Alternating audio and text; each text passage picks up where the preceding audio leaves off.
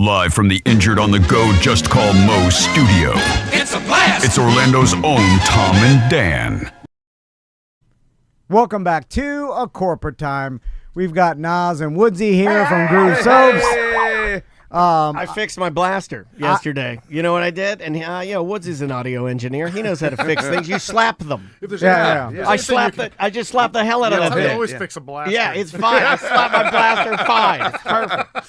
I love a good small business. Yes. That tries to provide a super high quality product and that there's succeeds. passion behind. Yeah. But they don't always work. I know we talked about like Porky's Comedy Club. That was the recently Porky's bell closed. that you just heard right there.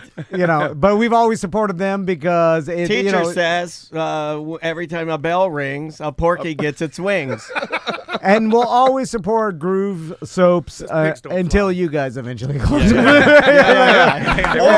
we do. One or the And other. then I want you guys here. I want a soap memorial out there. Memorandum. We'll I keep want it it to around. look like a roadside soap memorial, like we got run over by a truck. I want a picture of both of us. Gone but orange clean. I want to red. be carved in soap. I want a little Dan of soap. That's a I'm small enough, it wouldn't even hurt your margins much, I don't think. I'm not that big. Getting smaller by the minute, it's the cancer. I'm from South Dakota, and we were just at my Mount Rushmore, so we need a soap Mount Rushmore for Tom. I love Yeah. that. I love that. That's a great idea. Because that's the curse of the small business is because you're a small business, it means you will eventually go out of business. Because if you didn't, that means you were a big enough business to have legacy employees and managers and other owners that continue it on. But eventually, the owners of a small business just can't do it anymore. No. And We gas then- out. That's unless the you're- beauty of it, though, I feel like. Absolutely. It has a shelf life like everything great, like life.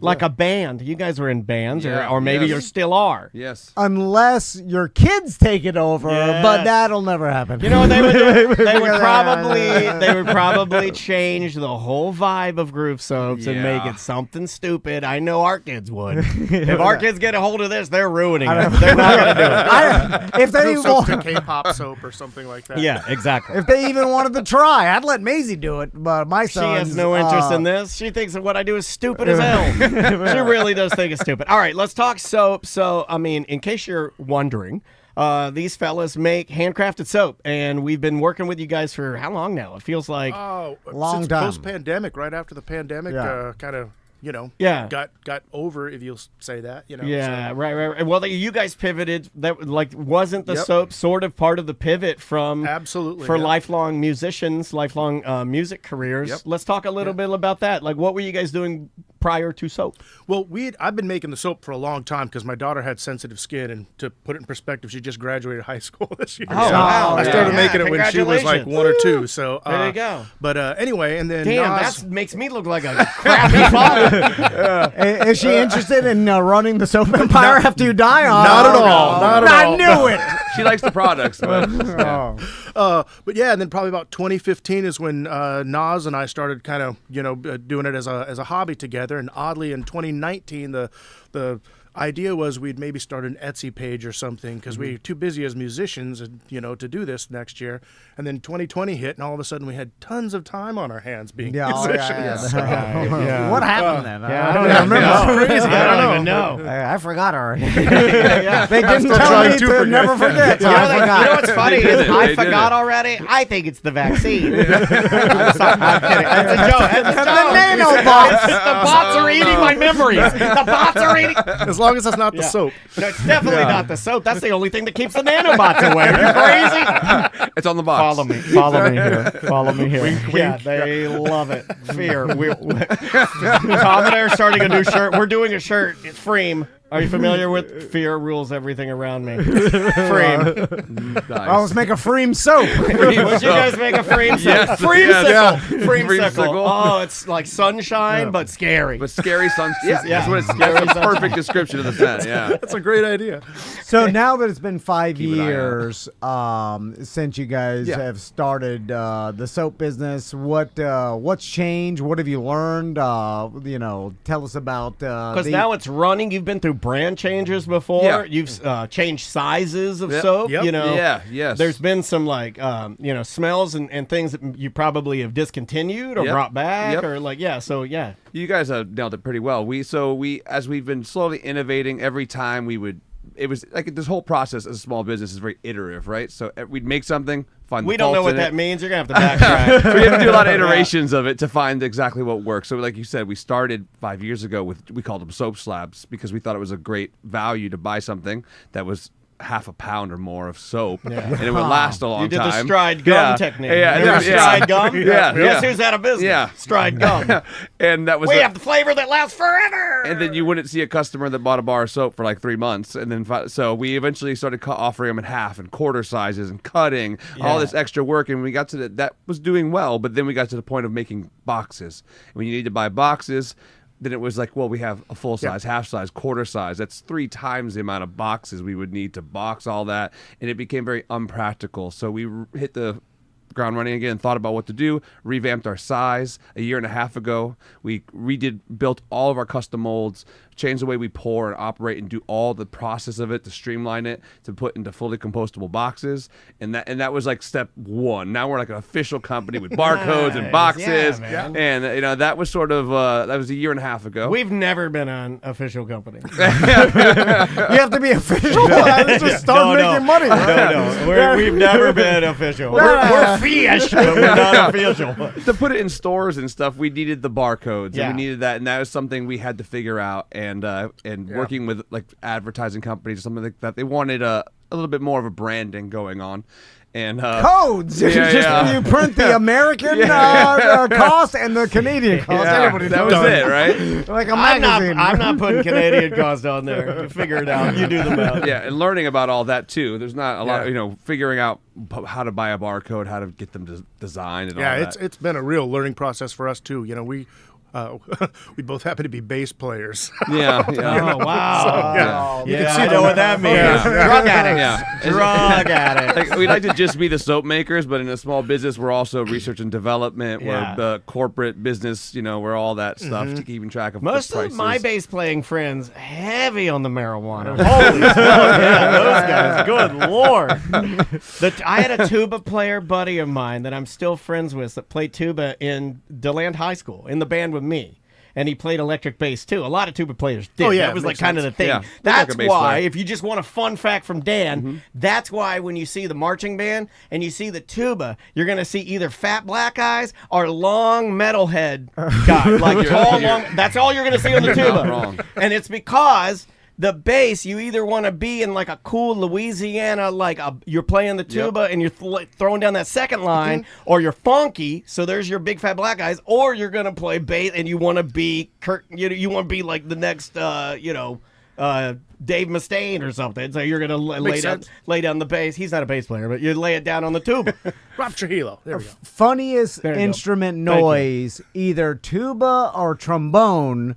Where the tuba, you've got the boom, boom, boom, boom, boom, boom, boom, boom.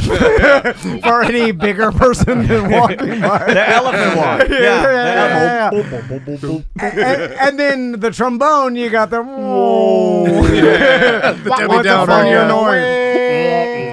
I'm going tuba because I that don't makes know. me happy every time I hear it. You have a family member that is a pretty damn good trombonist. I might start hiring her to make that noise at our events. She just started the trombone, and she was doing the euphorium before, which I didn't even know was an instrument. It's not. Until she started playing it. I'm Oh, they like, got money, Dad. I'm like, call it the mini tuba. I'm like, why? And the euphorium people are trying to be a little fancy. Yeah. You go from big tuba and then the mini tuba. This is they're the like, tuba, and this is the you have to say it like that, too. It's so European, You have to put a Welcome Jurassic Park on the front of it. It sounds like Willy Wonka's car. It can't be this fancy. It's a mini tube. Part of the Dr. Seuss orchestra. The only way that we can travel to Sugarland is through the It's in the same category as French horn. Yeah. You think it's fancy? I call them freedom horns. I've been holding on to that joke for no BS. I think that's about a 12 years though I've been holding on to that joke. Thank goodness you let it out. Because that Freedom Fries made me Freedom so toast. mad. Yeah, You idiots. Okay. Sorry. We're losing control because we just like hanging out with our musician friends. I like when that happened, the French are like, we had nothing to do with it. The dumbest thing Why'd you bring us into this? Without us, you Literally would nothing not to do with have these delicious fries, potatoes. Anyway, back to soap. Yo, this is a good segue. digress. Because speaking of freedom, right? Well, so, also purveyors of soap. Yeah. I was just gonna piggyback on what you were saying about sizing of soap. I was on a soap website. My daughter has stolen all of my Groove soaps. I told you guys she would. yeah. When you brought us the basket, Yeah. you brought us the bundles. Yeah. And she takes all the scents because she's into scents. She's into self-care. She's into like lotions and oils and that sort of stuff. Really, the only things I was able to be left with were the oils. Great. Oh, okay. They're wonderful. beard oil, I The hope. beard Yeah, oil, terrific. fantastic. And you currently using it. And then, but all soap has been banished. Trailblazer, anything you gave me, all gone. Because she's really into soap. Well, we'll But have to remember next time to Yeah, bring a we'll- few more we'll of the drop some feminine off for kind you. of. what I was going to say is, why do you guys think that soap is in right now? It really is in. If you go to any Target, you go to any Walmart, you go to any like Ulta or any place like that, especially like with men, it seems like they lead like forward with like soap. Now, if you rewind like 10 years ago, it was body wash only. There was no such thing as soap. Don't use soap. What are you doing? Well- and now it's all soap, and my kid is hook, line, and sinker, all in. I got soap everywhere. Yeah. Well, I think back, if you remember, you guys kind of brought this up the first time we visited you about the whole corporate soap kind of thing, Yeah, you big know? soap. Big corporate soap. And I think people are kind of catching on to that the fact that, like, you get something that's from one of those big companies and they've taken out all of the good, Glycerin and stuff you like know, that, things yeah. that help your skin because it's more profitable to sell it on the side. It's like the same reason they take the peanut oil out of peanut butter and replace it with vegetable oil.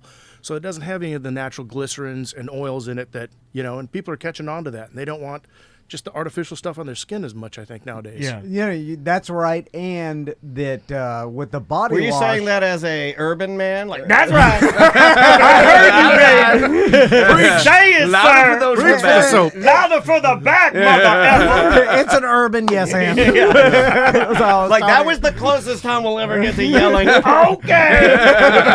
That's what I want to say every time. Because you get the body wash and you end up using way too much. my God. Because every time I get the body wash, I end up like I'm in the shower, I'm in a hurry or whatever. You turn it over. It's not that thick. So when you squeeze it, it comes out like probably 10 times more than I They need. do that deliberately, too. I think they 100%. sucker. That's all water, man. And then I mean, it really is. Exactly. That's literally It's what. so much of it's water.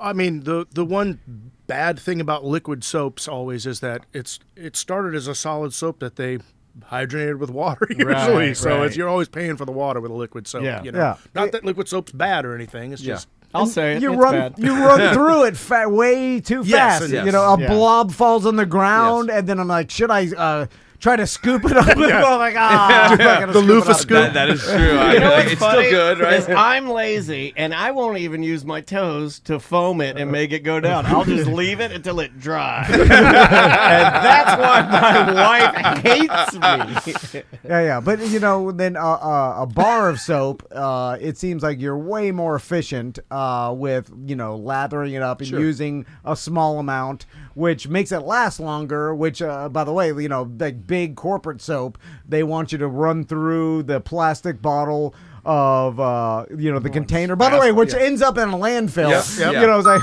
which is like a lot of waste. Where a bar of Groove soap, you use it and then it just disappears into the soap that goes down the sewer. And we've really refined our recipe versus some other brands out there that people are probably a little more familiar with, where our soap is like it lasts a long time. You've used the bars before. Yeah. Single bar, like when you buy a bar, you're seeing advertised on the internet and all these other companies you're probably going to see that are a little more popular that have mythical creatures as their mascots. They're like 4.5 ounces to 5.5 ounces, usually around that 5 ounce mark. Our bars come in at 6.5, and they are made of an oil blend that we worked out that not only is super latherous, you could just touch it and then rub your hands together and you'll have suds all over your body, but it lasts a long time. It deteriorates slowly. It's harder when you squeeze it. Like some of these other companies right out of the box, you could take their soap and just squeeze your hand through it. The soaps are over-fatted a lot more than ours. So Yeah, I've noticed that. I was going to ask you guys about, like, I've been gifted some soap before that's obviously not your soap, and yeah, it feels a little more, and I hate this feeling. My wife, if she were, using something on her face, she'd use like a Dove bar. Yeah. And you know how it feels like.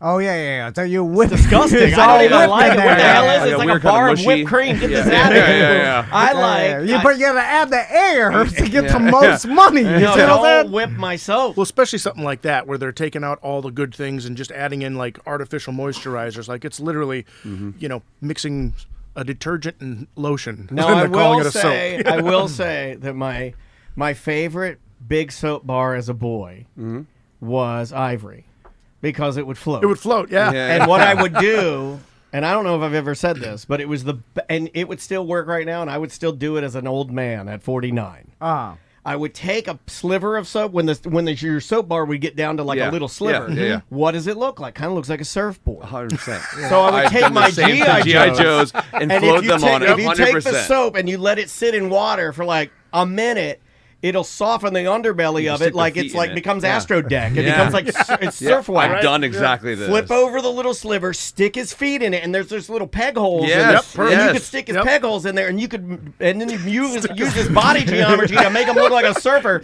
Yes. And then you just put a little bit of water in the tub, just a little, and you squish it around, and then you plug the drain, and then you swing him, and he'll surf around in circles.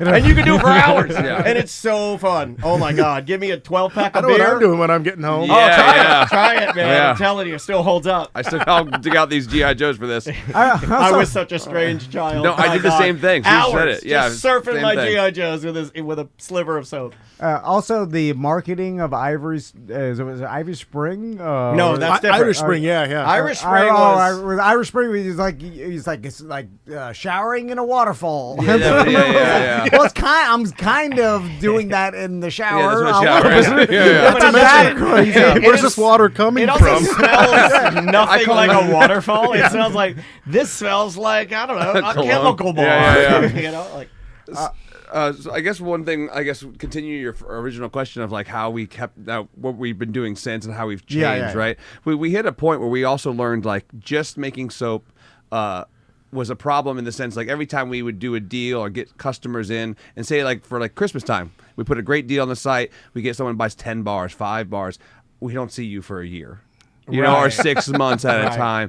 And it became this weird thing where customers were coming in pockets. You can kind of tell almost around every big deal we had, you'd have like 6 months later, all the bars would finally run out. And it made it very hard to predict how we were doing, where our sales were doing well. And in that point, also in making all this soap, we were sensory certified or sensory inclusive certified for our soap. what does that mean? It means that our soaps are safe to use for people who are sensory sensitive. So, like our Different Don't kinds of autisms and Oh, stuff wow. like that. the bar that he designed that was the flagship bar of the company, the Don't Be So Sensitive one, Yeah. that was for his daughter's Literally, sensitive skin. Oh, I love that. So Yeah, it's like- kind of like powered the Yeah. memory of that. Does she still use the soap now? Oh, yeah. It's Totally. also Yep, uses, yep. So that's cool. And Yeah. then She broaden won't it. take over the company, but she'll use the soap. Yeah, she'll Yeah. use it, yeah. Hey, that's what dads are for. Right, exactly. We Free learned, stuff. we learned about something in that process that we weren't aware of.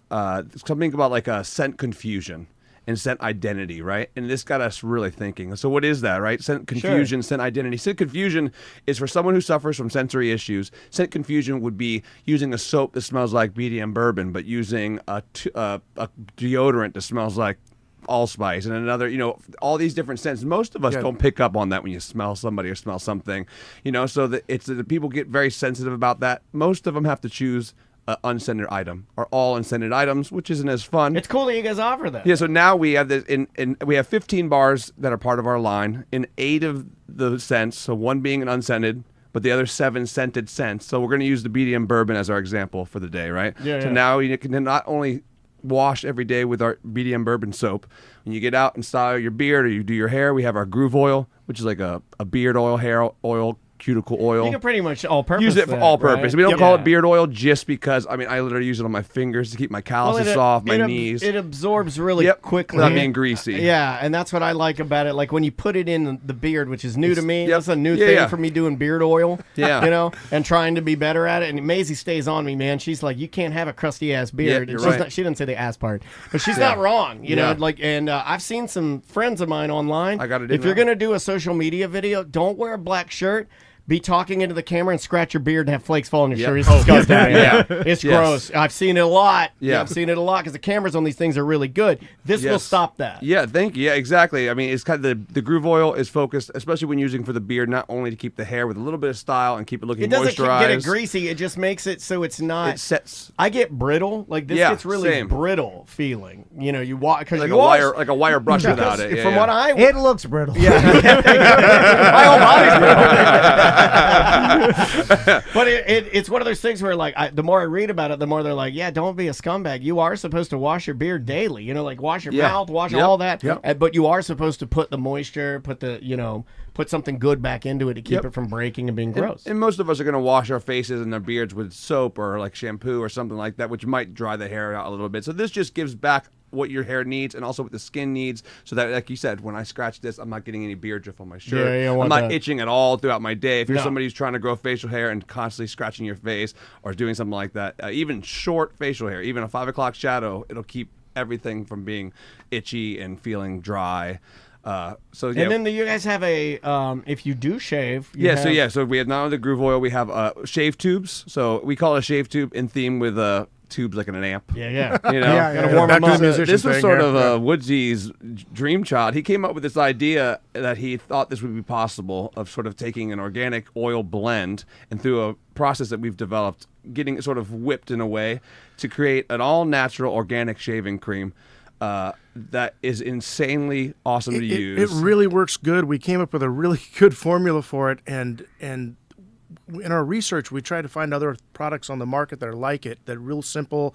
Like this has, what, 5-6 yeah, if you ingredients take- maybe? yeah, it's an oil blend and like 4 other ingredients. And yeah, an oil blend and a Castile soap that we whipped together. This might be aloe a, juice. a Aloe and strange question, but Yeah. is this something that, like, let's say, because I know this is in my household very difficult for my wife to find a shaving Yes. a lotion or a balm or something that she likes. Is that It it is something? It is safe for men, safe for women. You It is use it on your legs You can and use it on. Yes. You can use Yeah, it on entire absolutely. Private body. areas Yep, private areas, Yep. everything. Yeah. And the cool thing about it for women, I think that they don't get to see a lot of is it's a shaving cream and sort of a lotion in one. You'll never have to apply lotion after using it. It will leave your skin feeling unlike It any really other is, shave yeah. out Nice. there.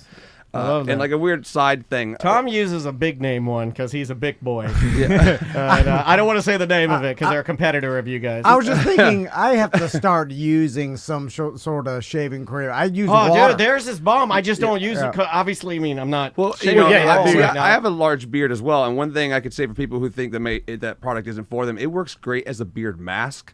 Like a balm? Like every once a week, I'll put it in there, let it sit for 20 minutes, wash it out, and not only okay. does it leave the skin feeling like the shave does, Soften but it up a little soften bit. it up, and I put it on the little bits I do shave. Just That's a good idea. you get an extra day out of shaving. I mean, how many days does that add up? If you have to shave every 2 days, every 3 days, over a year, you Yeah. save weeks of shaving. You know, which saves you on razors, which saves you on time. And it smells You know, really good and too. It smells good. and you can stay on scent brand. I mean, you know, yeah. Yeah, That's well, and the that's thing. They're- part of the scent confusion idea there. So we have the soap, the groove beard, oil. groove oil. The shave tubes.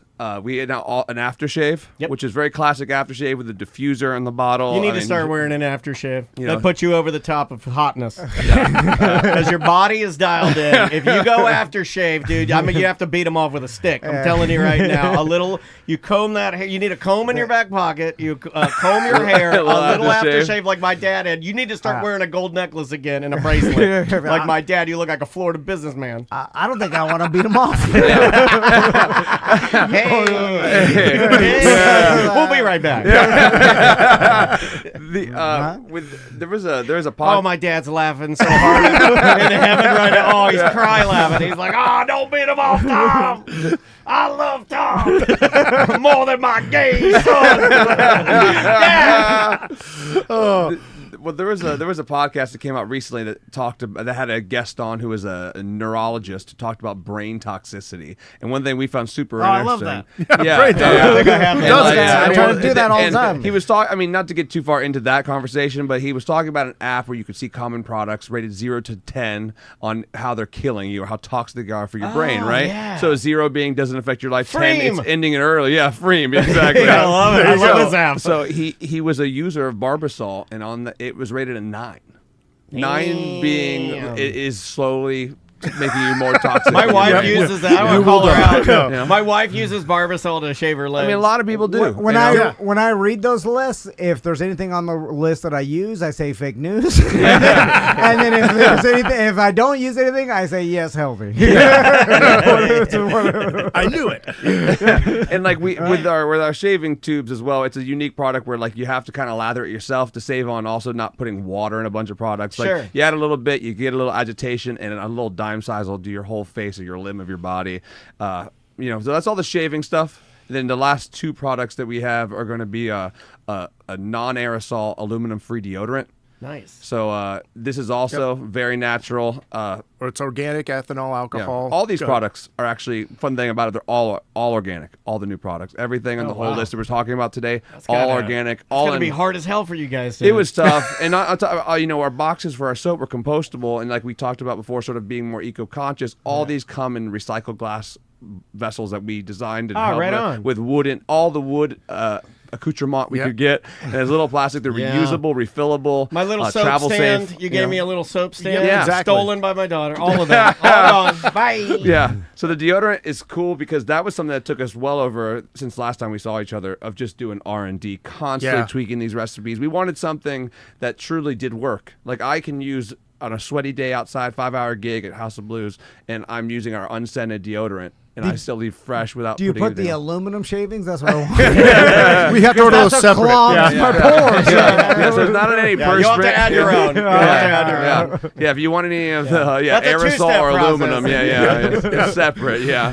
That's the only thing I want to spray aluminum You with know, aerosol. you know what sucks is that is one of the things that I'll never forget when my mom and dad told. I remember my mom and dad talking to me about that. My mom and dad were Tussie deodorant users. Mm-hmm. Shout out to any old people using Tussie deodorant out there. Right Keeping now. them alive. Yeah, it was a very sensitive. It was probably what people went for when they couldn't buy stuff like this. There was no like, hey, I want to Yeah. go up to Groove You're Soaps. n- There's you're a not wrong. small batch place where I can get like Yeah. sensitivity products Yeah. for my.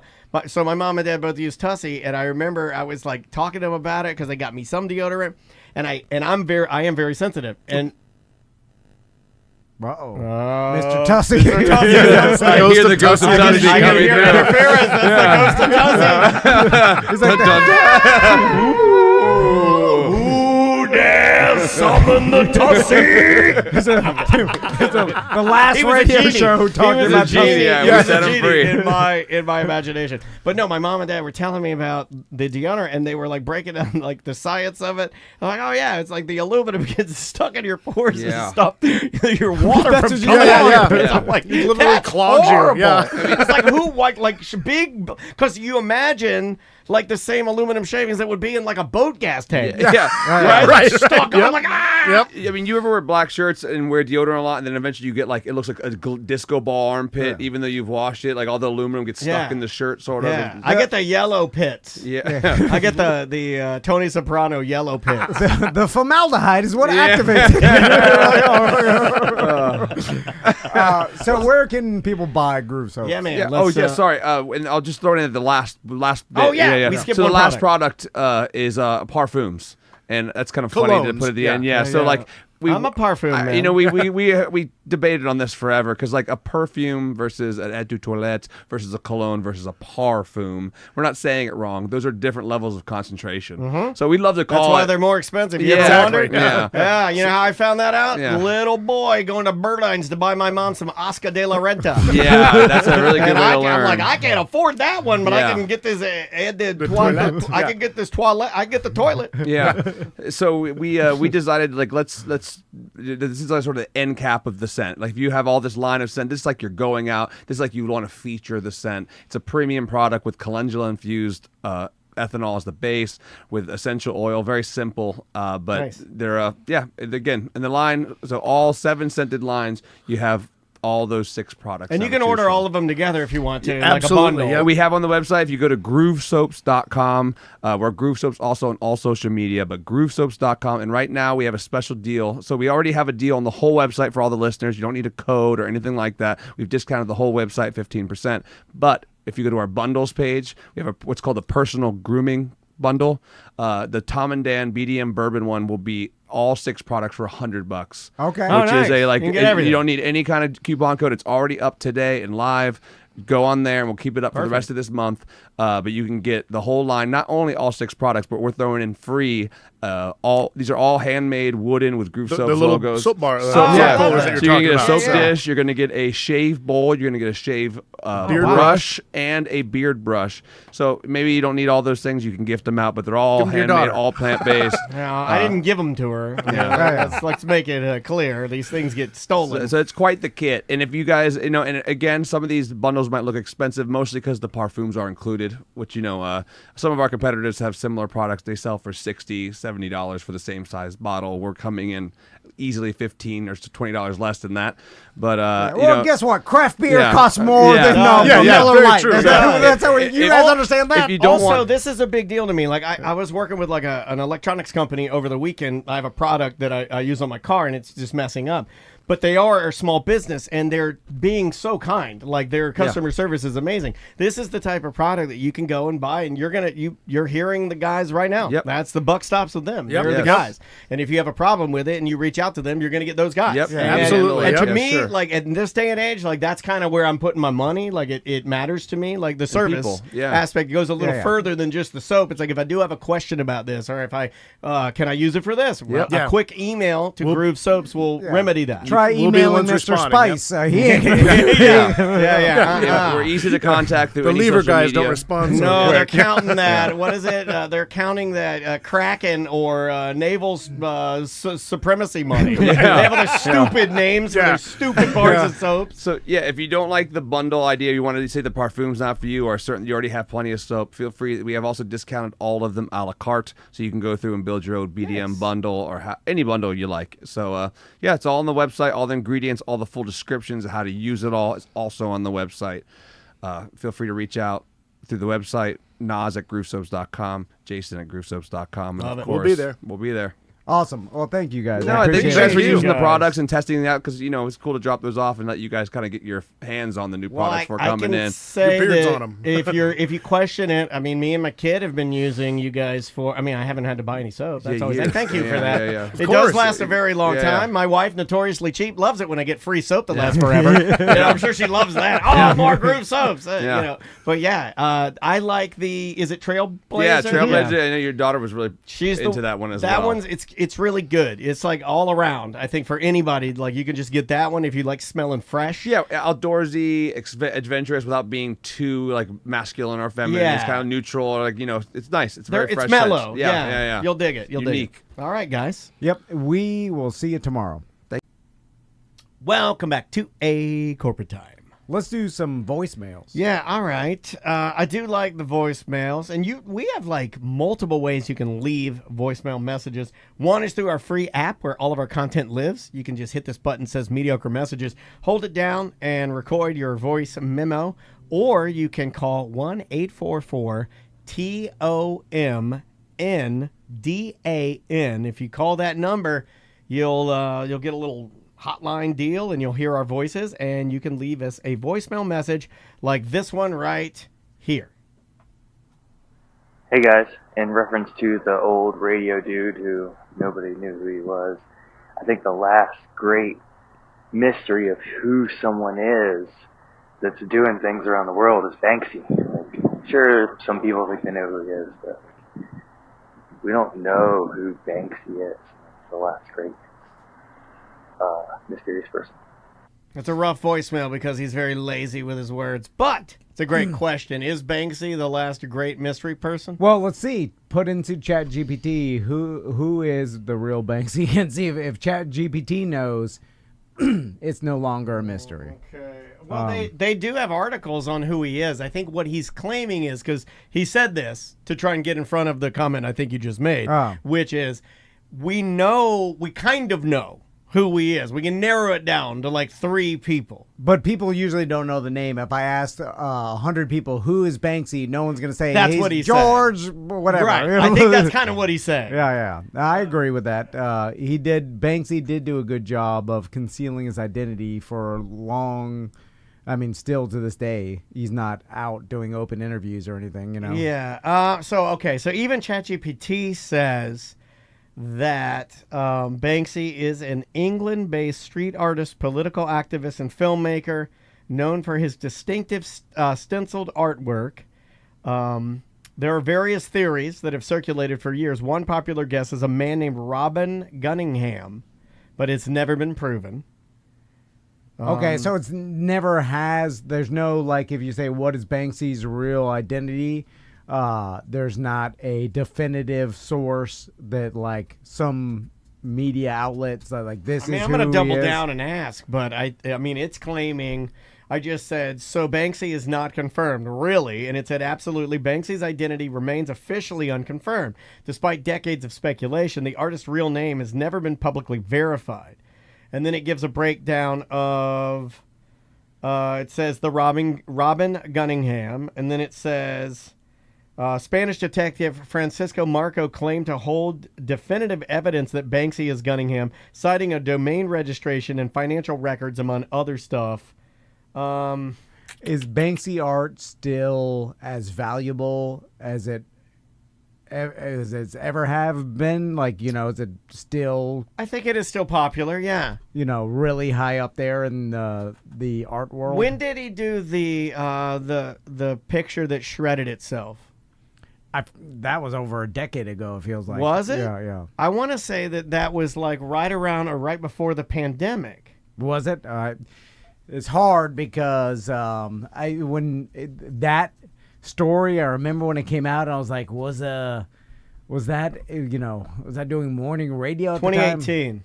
Yeah. Okay, all right. So yeah. The piece was called "The Girl with a Balloon," and then it shredded itself. Great idea. Okay. Probably the best.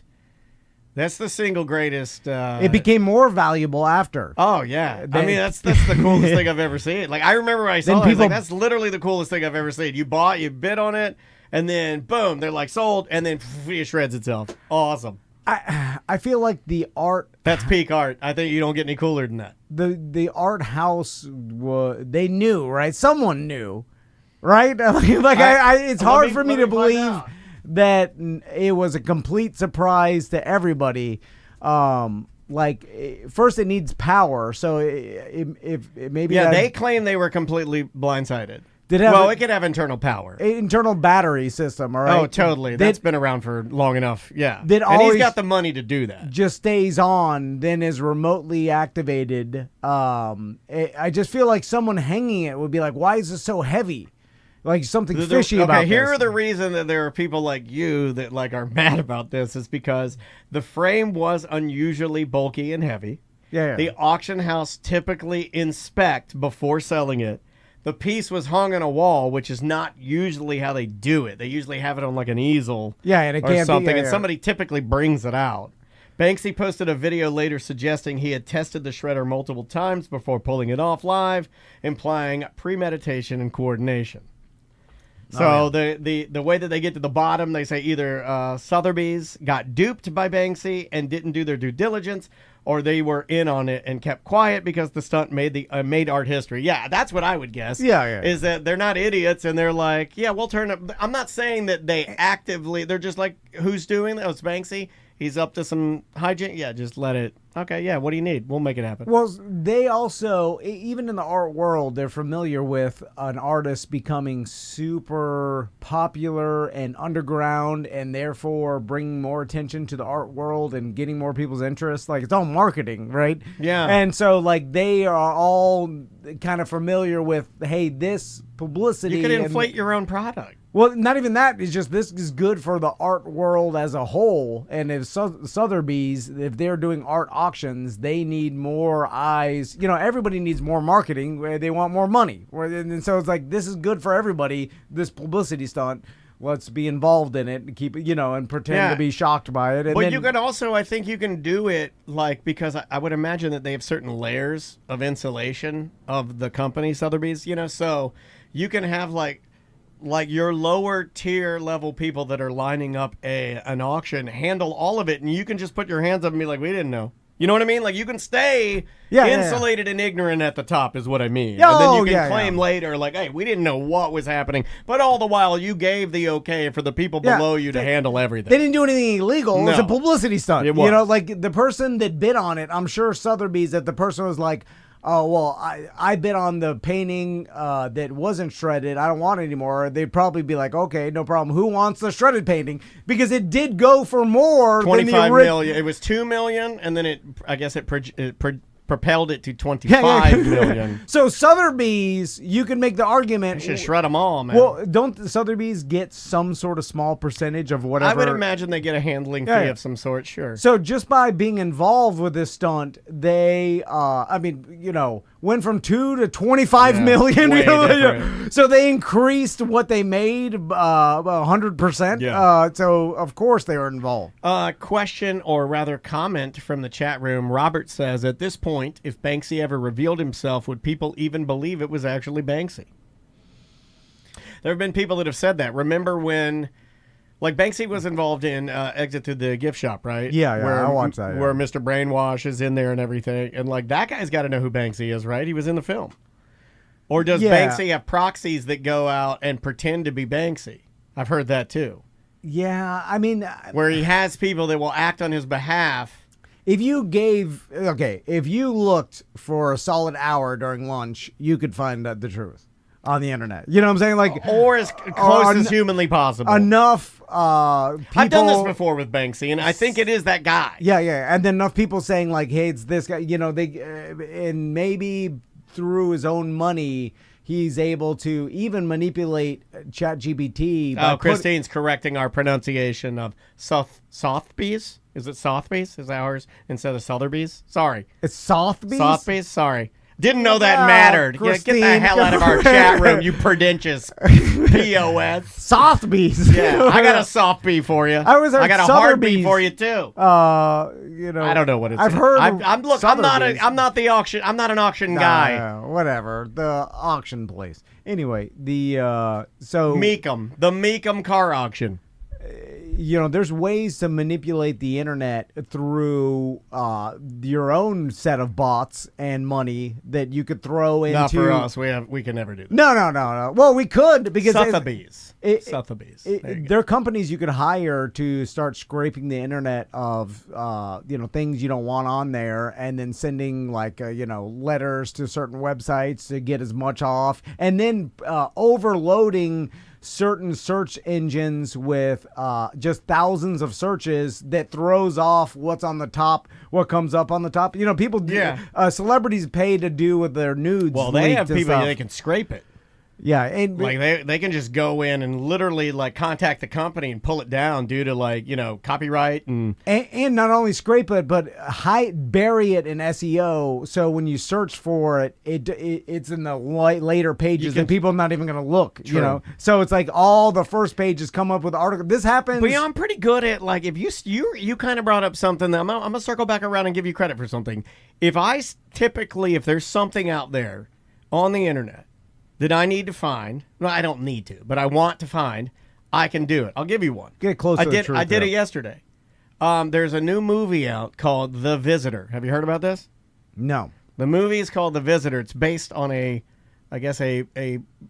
very famous Italian film, and the The idea of the film is that a black man washes up on like the shore of like the coast of this particular town in a suitcase, and they unzip the suitcase. It is like this good-looking black guy. Is he alive? Yeah. Okay. And then he falls. He comes to live with this family of 5 people: a mom, a dad, a daughter, and like a brother. You know. Okay.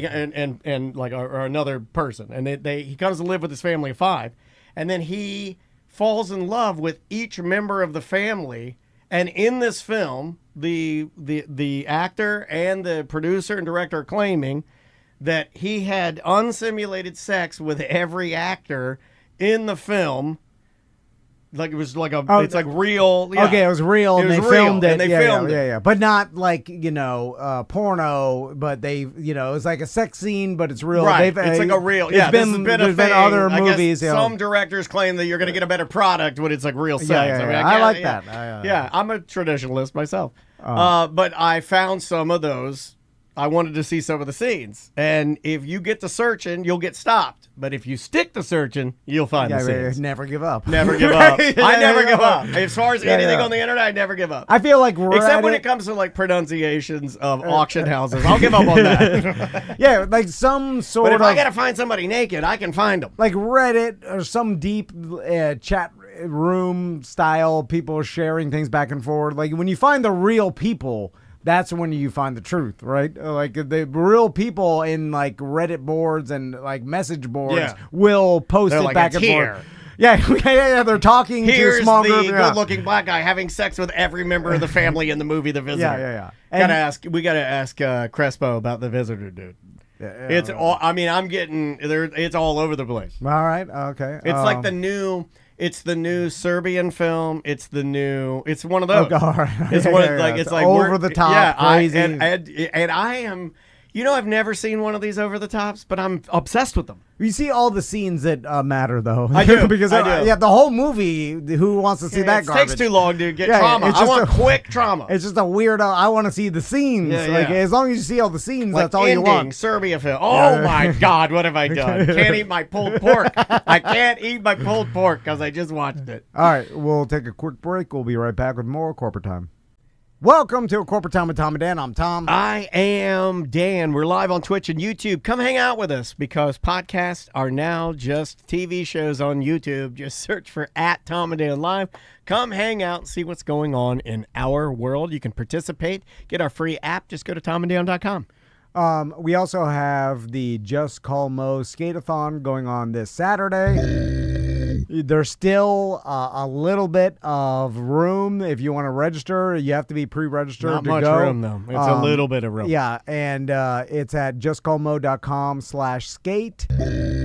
Fill out the waiver before you get there because Mo has rented out a Cimarron Skateway for 2 hours from 5 to 7. Get there a little bit early because, like I said, it's 2 hours completely free. The rentals are free. How many people do you think have filled out that waiver online? Because according to my document here, none. And I've said it. Well, I didn't even do it. I know I've said it 200 times. You got to do it. I've said it at least 200 times, and I haven't even done I'll it. just show up. Yeah, I'm just going to show up. Half an do it hour on my late. phone. Pinch zoom. I'm going to get there late, and I'm going to stand in line. I'm going to be like, this is BS. I should be in there get to start skating at 6:30. There should have been a better way. Then I'll go to Yelp and be like, Mo, I showed up a half an hour late. I didn't do anything. Yeah, he should have had the form online. I didn't get my free stuff. Yeah, this is probably Bustegger's fault. Where's my free sweatshirt with a Mexican Mo on it? EJ's here. What's going on, guys? How you doing today? Pretty good. It's working. Let's play his song. Get ready, everybody. Put on your dancing pants. Oh, a new one.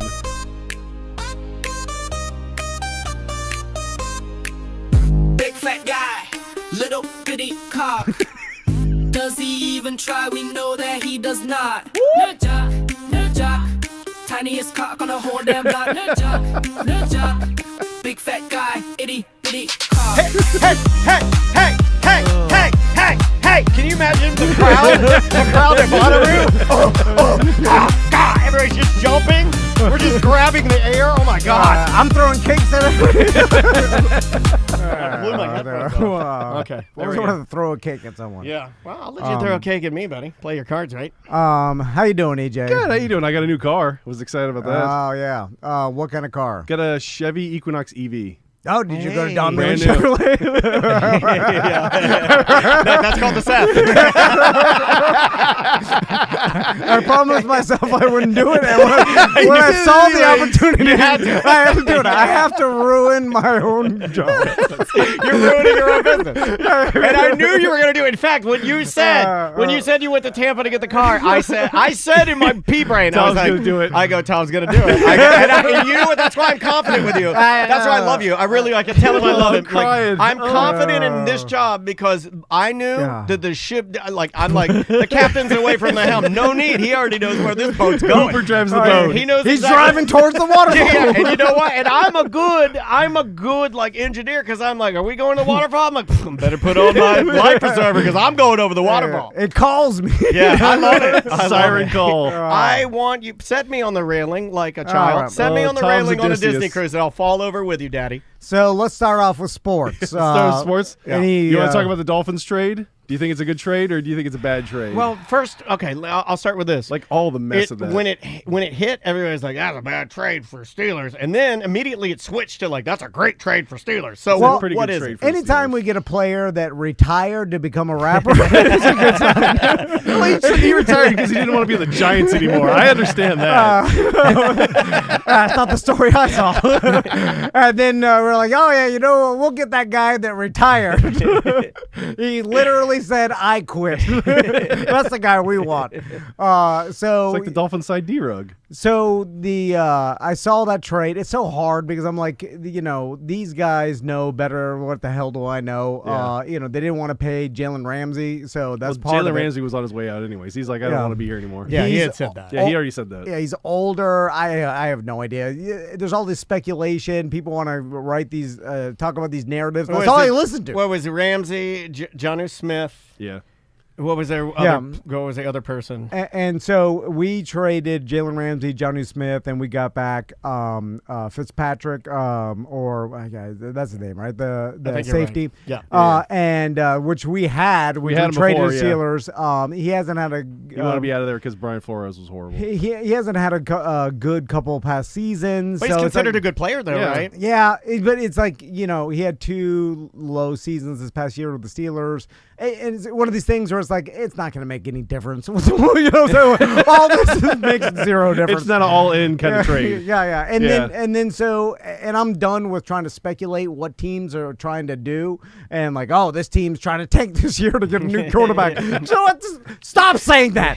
That makes no difference. Look at I've been following this for a decade We pretty might closely. hit maximum frustration today. I think so. Yeah. But if I have this to, is off season, so if- it's kind of easy. If I have to hear one more person say, "Oh, you should tank and get the #1 draft pick so we can get a franchise QB," It doesn't do anything. what are It's you not a guarantee. saying? No. Get No. the hell out of here with Oh, it's that. I'm absolutely done with not a that. guarantee. No, never is a guarantee. And so, but it's not even 50-50. You know what I'm saying? It's not like, you have a 90% chance. It's like, it seems like there's a huge chance that there's just a nothing.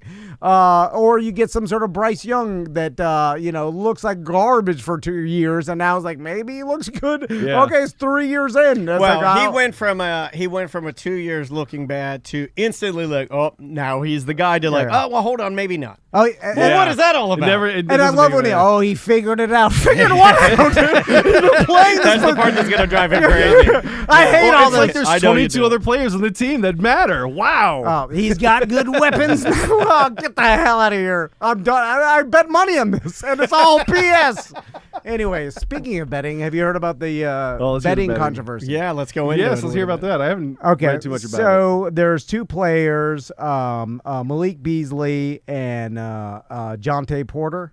And You're talking about the NBA betting deal, right? Yes, Yeah. yeah. Okay. And so one's a reserve center for the Raptors, and one played on a different team. I forgot what team he plays Detroit, I thought. on. Detroit last year. I This thought is it was all- the Pistons. I think I remember hearing a little and, bit about And this, man, yeah. I just want to be on record as saying that there were people that called this. There are people that Oh, were like, that's "Oh, this going to is happen. This As is soon as going to with happen." It's DraftKings coming. and all that stuff. Yeah. Here's the thing. Like details exactly of what happened aren't out. right? So what this tells me is I'm speculating that this is not a Pete Rose betting on himself. First of all, that's a nothing. You always bet on yourself. doing Like that anyways, you know, saying so. The problem is tanking on purpose to shave points. You know, like the Or refs knowing are that you're doing not even going to play this game. That was part of it. inside Yeah. information. So.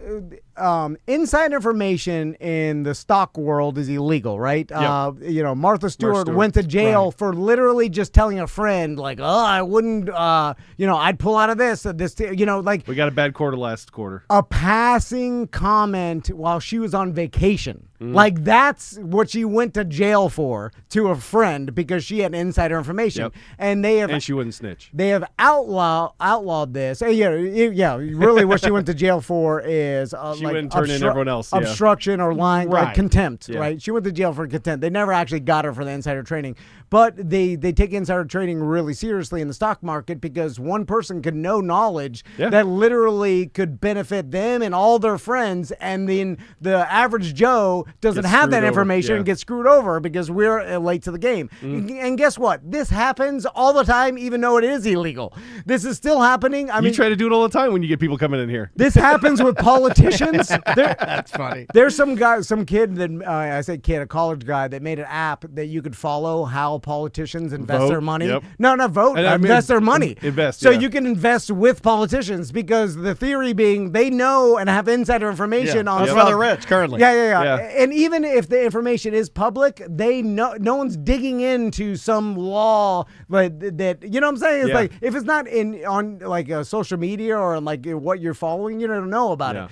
Anyway, so back to insider information. So in the sports world, as gambling gets more and more popular, all these players have inside information. Like Oh, yeah. I've been thinking of ways for years to get it from Orlando City. Like I'm like, who do I know that could give me some sort of like, hey, we're like, you know, everybody thinks Messi's coming to Orlando and playing, but he's not. I heard it at a meeting about it. And then from there, like the line could be inflated by a half point in the MLS, right? And that half point of value, if you spread enough. is enough to Yeah. give. And people aren't talking a win or lose. Like it's hard to bet absolutes, right? But getting a half point of value because you know Messi isn't playing and the market does think he's playing, right? And you're not betting gigantic, and you can't bet that gigantic. But you go to a betting syndicate and that could be worth, you know, $20,000. And who knows this? Some intern that works for Orlando City. So what do they got to lose? Then they Yeah. know information. Some betting syndicates already pay people inside organizations for this information. Yeah. Like they find a ball boy or someone that, hey, like, you know, I saw DK Metcalf, you know, icing his foot after practice today, and that's all you need. Like, Yeah, and just that, a little bit of and information. then that betting syndicate pays you $5,000, and then cash. Or So how something. did they figure out that Beasley was Here's- involved? I heard the story, yeah. Involved in this because I know the You got it? rebound thing. Okay. I heard the It story was about the rebounds. Yeah, over on rebounds. Okay, Yeah. here's how. Yeah. And this is why this is going to it can't happen for long periods of time, and it's harder and harder to get away with. And so this is what happens. And so, then I have one more big question at the end. okay, and I know this is all I follow and all I research. So like, this is my No, I hobby. trust you. Yeah, so no, I you know, got this is not just coming from me You're just making happy it up. that it's something to do. This is his happy place. Yeah, I folks. know. So how they get caught is all the sports books, they all have computer systems and software and now AI and stuff. And then the software, all of a sudden, you know, and they can't monitor everything, right? And it used to be way easier to get away with this longer. But now because of computer software and AI, it's harder. And because is this a digital paper trail of Yeah, some it's sort? like an outlier. So all is of a, what shows up. All of a sudden, someone, and this can happen for months, and then someone's like, wait a minute. Someone's betting a lot of money on the over-under of rebounds, and like it's spread across because the syndicates have a bunch of runners and people and outs in different books that they can get Spread the down a money lot of around, money. yeah. Because you can't bet that much on one book, right? So you spread it out through dozens of people and dozens of different casinos and sports books or whatever. But each sports book is like, hey, I've been losing. And they contact each other because it's advantageous for them. Yeah. And they're like, you Setting the lines together. you and losing make money sure- on Toronto rebounds too? Like, oh yeah, Yeah, and guess Gaming books are very much like crab captains. They all communicate. Where the honey hole is. It's all digital too. You know, Yeah. like it used to be harder when it was cash and tickets and stuff. Take longer too. And they could all communicate, and all of a sudden they have this paper trail of like, man, we have been hammered on Toronto Raptors unders and rebounds, and for the past month we've lost 20,000. Yeah, this one they said that I guess the quote here is that his it was alleged gambling activity, and where it flagged, they said it was rebound totals that deviated significantly from normal odds from January and then on. Yeah, because and also the math will tell you like it should be this. Based on how we, the numbers will ebb and flow too, based on betting. So those numbers change as people, but that's based on thousands of a bunch of people bets betting. come in, and they're like, why is the syndicate betting so much, or why is this? So Usually there's only $2,000 on this guy. Why is there $5,000 on him today? The numbers will get flagged, just like taxes or whatever. How people get flagged with taxes and stuff like that, and then they'll go to the Raptors and like, hey, you got an information leak, or one of your players or someone's, and then what's going on over there? Then they start the investigation, yeah. and then for the player, and I've said for years, it's not worth it for a player to get paid. I'll pay you $5 million to throw this game or something like that. But the player's just like telling some person casually or I'm whatever. not playing tonight, so you don't want to bet on me. Yeah, or like but his seems different because flippant. they're saying this guy's in upwards of $650,000 in debt. Like he was also, they're saying that he was on track for a 3-year, $42 million contract. Why jeopardize why that jeopardize it for that, by even entertaining anything? Like, why not stay clean? Because you think you'll never get caught. Because what you're doing doesn't even seem. At first, it's not illegal. You're just hooking up your friends. You're just telling them, hey. Because there is no insider trading in sports betting, but it's the same thing. But it's not illegal yet. You can get sued for it. Like especially like the books can technically, they get blacklisted. Not they even won't let you bet on them. Not even blacklisted, but they'll sue you for cheating. And they've won before, so they'll get the money back if they prove that you had an advantage that wasn't fair in the in the books. And if you have the money, unless you didn't spend it, then maybe you'd have to pay it back. But other than that, it's like it's so flippantly easy to have this information that would be valuable to someone it doesn't seem like there's any sort of victim here, because the victim's the casino. Who cares about does anybody feel bad for casinos? They will always make money. They never not make money. Isn't the victim though? I'd say the victim. There's also a victim in the league in gameplay, because you're not getting players playing their best. If you're shaving rebounds off or changing the ideology behind how you play, then the game is ruined. But that's not different. That's different than like actually shaving or like missing on purpose. I don't think they're doing that. They're just knowing information that other people don't know that changes the odds on like of how you're betting. Yeah. If you know the game plan, they could say, okay, we're planning on double teaming this guy, so he's going to have less shots for sure. So let's bet against his shot totals. If you know what the coaches are planning, and even what the coaches has planned for you, like, hey, we're not putting you into fourth quarter, we're resting you, or whatever the hell. Yeah. Like just that small bit of information that's not valuable to anybody is super valuable to a giant sports syndicate. And all you'd have to do is just tell them now whether or not they're paying you. He's done now, so he's ruined his life. Yeah, he has. Great job, buddy. Great job. But guess what? This is happening all the time. Because it's so again every different level. As long as there's betting on the games. Well, then we're probably going to see more sports stars fall. Then, and depending on how big they are, will they get in trouble? I still think Shohei Ohtani was involved in that baseball scandal from last year. Oh, for sure. But we'll never find out. His translator took the dive for that. Yeah, for sure. Well, he's smart enough to not realize that, and it depends. These guys aren't stars. See, like and that's perfect for you. So but they're already claiming they're gonna crack down on this more of this and in college. And I think they should. I think it ruins the game. I know you love your betting and everything, and I don't want to take anything away from you because I know you love it. Yeah. But I do think it gets a little stinky when we get this in the game. It's just kind of I'm like God. Well, there's a reason why they kept gambling out of sports for so long. This just for this stinks very it all reason. up, man. This doesn't make it better. This makes it like weird. See, but this whole thing, you're only taking advantage of the sports books, unless the players are actually shaving some sort of points, or changing their game. But you're changing the focus.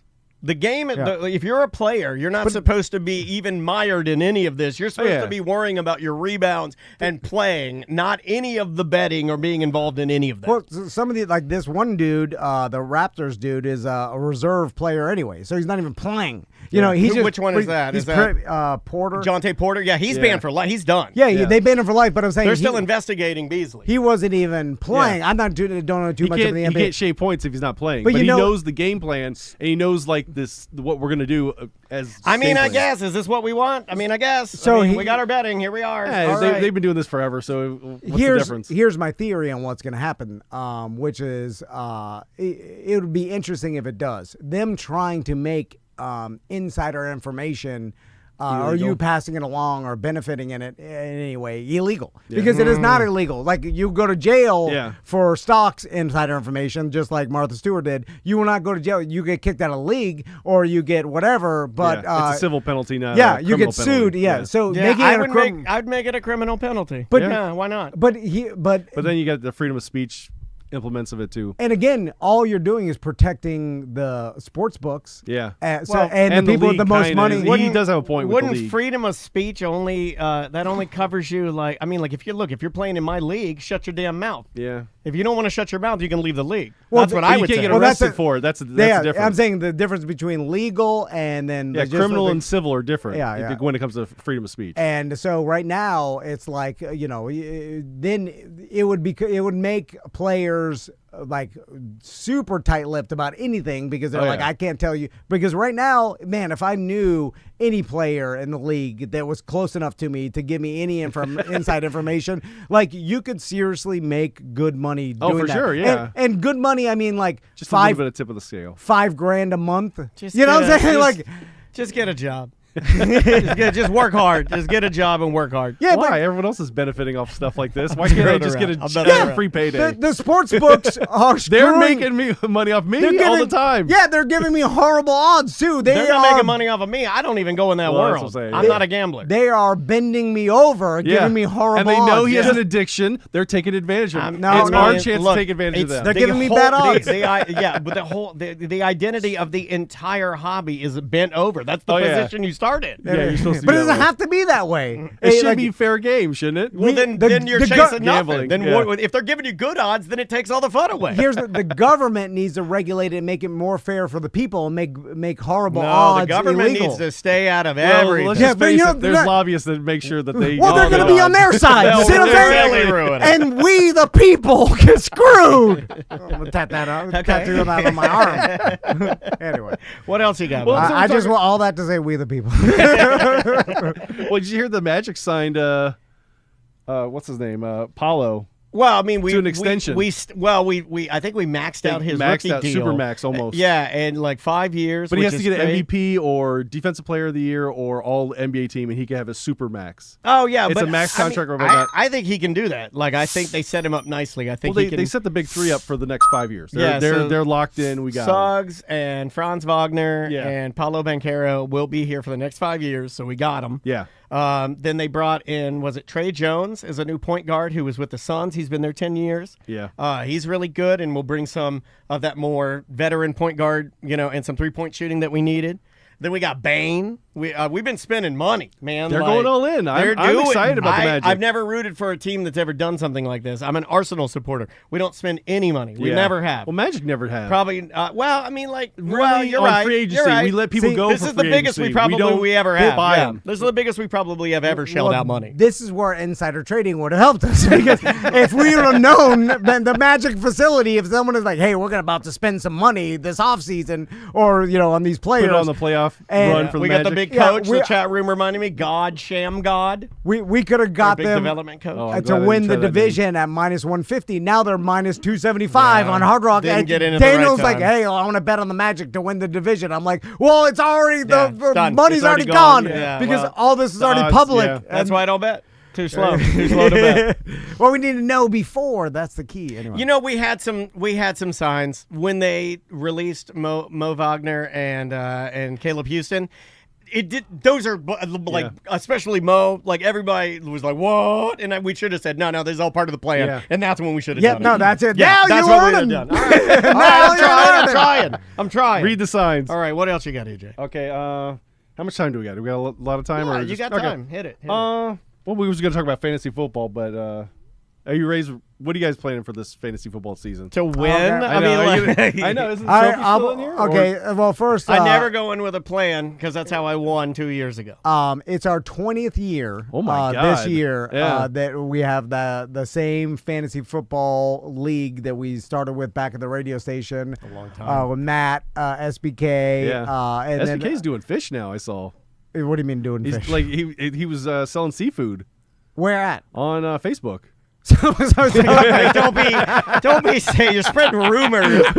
You'll be spreading rumors. And I was the excited heat for comes him. to us. They're like, Tom and Dan. Some guy got out there and said, "Soul Brother Kevin selling roadside fish on Facebook." Racist. The hell are you talking How is that about? racist? Somehow it's racist. You tell me. When you say, when you I was say excited that, for him. He always used to love seafood. He would always. Yeah, I know. Yeah, but I didn't But know. what do you mean he's selling it on Facebook? That's what I saw in one of the Like he's like, I notifications. got this fish. Like who wants Come it? on, ladies. What do you mean? Come on, ladies. Through what- I am not crazy. I know this. What kind? Very, very fresh. Is 1 he- pound is- fish. Is it through some sort of service? Is he literally holding it up saying It's very, very good. Venmo, 1 pound fish. Venmo, I'll put it in the mail. Do your boys sing 1 pound fish? Me and Macy sing 1 pound fish. To our fish market LLC. Okay, did he start a fish business? I think What's so. his fish business? Our fish market LLC. Okay. Shout out to Yeah. Soul Brother Kevin's Kevin Our. Coswell had invited you to like our fish market LLC. I'll I support. assumed that was it was Maybe he his doesn't. He thing. probably don't want us talking about it. I'm giving him free advertising. Yeah, he didn't want us talking about it because he put the funk on it. We put the bad mojo on it. He's like, I thought I got away from you guys years ago. He said, Quit bothering me. I've been ignoring your texts Yeah. for so Well, he only long. texts He's like, me get when the he hell wants me away to do from his draft picks Quit- for fantasy football anyways. Quit trying to give me a radio show. Quit sniffing around my fish, mother effer. Get your nose out of my fish. God damn. So what? Okay, the last story I have. I gotta delicately do this. I sent this one to Daniel last week to I make thought sure you we could talk weren't about going it. to do it. Oh, well, you said we could work around it. Okay, as long as you just don't Yeah, say the just word. don't say the word, right? Yeah. Okay. Is it about the old man? Kinda. Win. I'm so close to saying it. I don't know what do I have to lose. I have nothing to lose.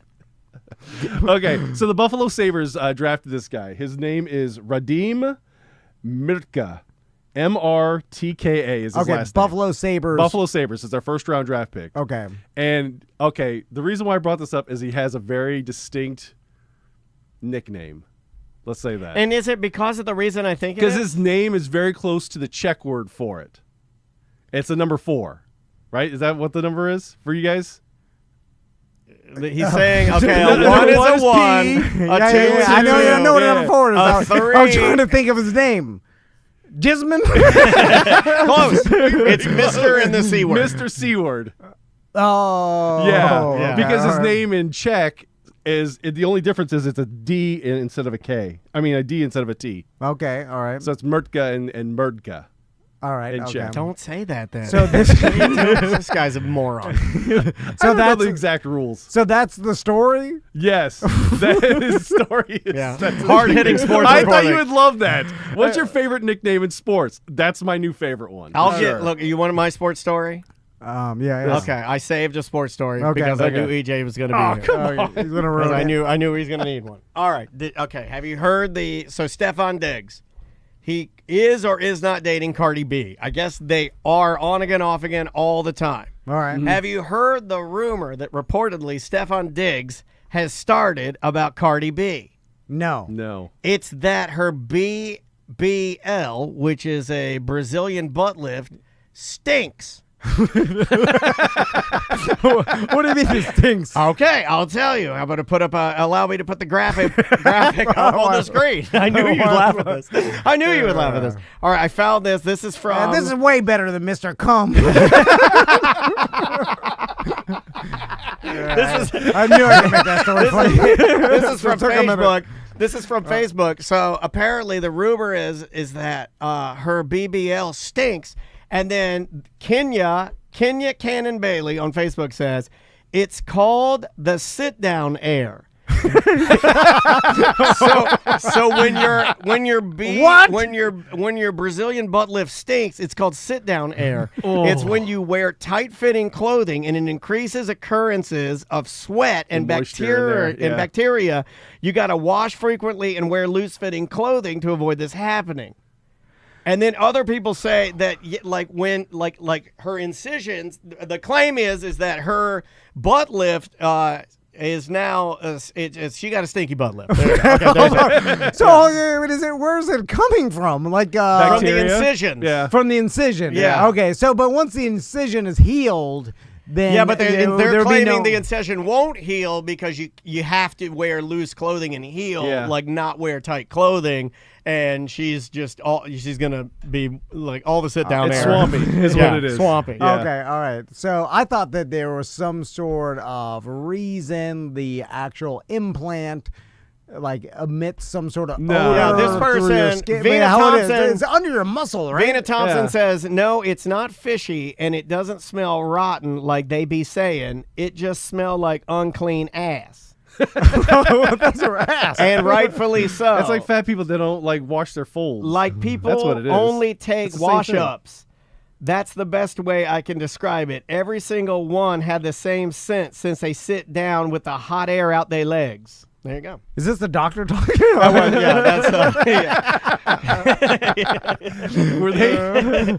Were they educated at Cambridge? Oh man, Why would he say that? Why would Stefan Diggs say that? Yeah, why would he let it out? Now it is. You know what they? Okay, there is a theory behind this. They've There's been a on theory that podcasts. he didn't say anything about this, and that people just get online, claim he says it, and then the internet just runs wild with it's it. crazy. So more than likely, Stefan Diggs did not comment. Why would you say that? You ain't gonna say that about Cardi B. And Yeah. chances are Yeah. her BBL does not stink. But what a crazy that was the Well, I first just learned story something popped new. up on my Sit-down Reddit. air. The sit down air comes out of your. Well, you sit there, it's like. Comes out right out of your BBL. I have a theory about sports podcasts and them not existing in the future because all I get in my thread is sports stars saying something like a quote, their face and then their quote, and it's always some an hour into some podcast with their friends, a sports podcast, right? So they get comfortable, they're hanging out, maybe even having a couple And beers, they say something they shouldn't. and they say something. That's when we killed the kids. It happened with Gronk the other day, the other Did day, we at the finally beginning get the of summer. BB Jones? Did we finally get the BB No, Jones reveal? but he said something like Aaron Hernandez was Yeah. doing in team meetings, and he said it and I actually heard the clip, and then it was once you put it in text, in big white text, and then in front of your football card picture, it's oh God, I don't want this out here. But it was a passing kind of joke with his friends on a podcast. But He's then, a gay murderer. but then then it gets spread all the internet, and Gronk's oh, what a pain in the ass. Yeah. Now Yeah. everybody's talking to me, and now I can't get rid of this. So I'm I'm not saying this stuff anymore. I'm not saying this stuff. And then this happened with another a big sports. Oh, Travis Kelce. He said on some sports podcast that he can't read very well. Oh, I laughed at that one. Yeah. And then and they're But did he Travis say- Kelce Well, can't read. Frank Gore for years. But I thought he followed it up with I don't he said Because something. on SNL, he was saying that it was hard for him to read the cue cards at SNL, which would be hard for us all. I think we Yeah. all laugh No. with our Florida education. No. And standing on SNL. it would be easy for me. Okay. I'll put it out there. All right. If you that'd be gave me okay. cue cards, I'll Yeah. rip right through. I can't say Sotheby's, but I can read a damn cue card. Well, for the 90% of the other audience, if you stood on SNL and you had to read cue cards in your opening monologue, it's going to be difficult. Yeah, You're real hard. nervous. You're this is a weird But he thing was to saying do. he couldn't. Why do you even say that? He was like, me can't read well. No. Me ain't never had a real bed before. Is that Seth? I don't know. It's just why would you even say that? You don't even He said it in a past. He's like, "Hey, I can't." He's probably self-deprecating, making fun of himself because football players are Lowering dumb. the standard. And then, Yeah. but that quote now makes the all media, ESPN, Adam Schefter's, you know what I'm saying? And then, Mr. Swift can't read. so you make some joke, and now it follows you. And it's a pain in your ass. So Yeah. I bet a lot of these sports stars are gonna be like that. Well, I bet the Taylor Kelce- Swift clowned him about not being able to read. Yeah, Right? It's not worth it.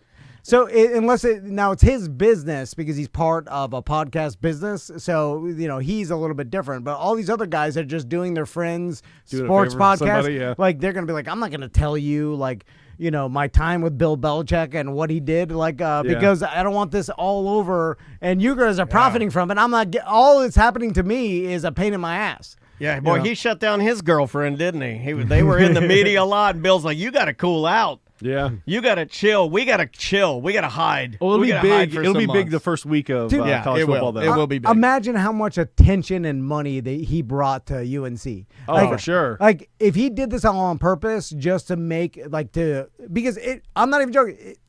All this attention's worth $50 million. Yeah. His decisions. It might be more. Brought $50 million worth of attention to North Carolina football program. Because most people would know him for basketball most of the time. Everybody's absolutely. Yeah. Because guess what? We're going to be watching UNC games, and we're going to be waiting for her to be shown in the stands. Yep. Boo!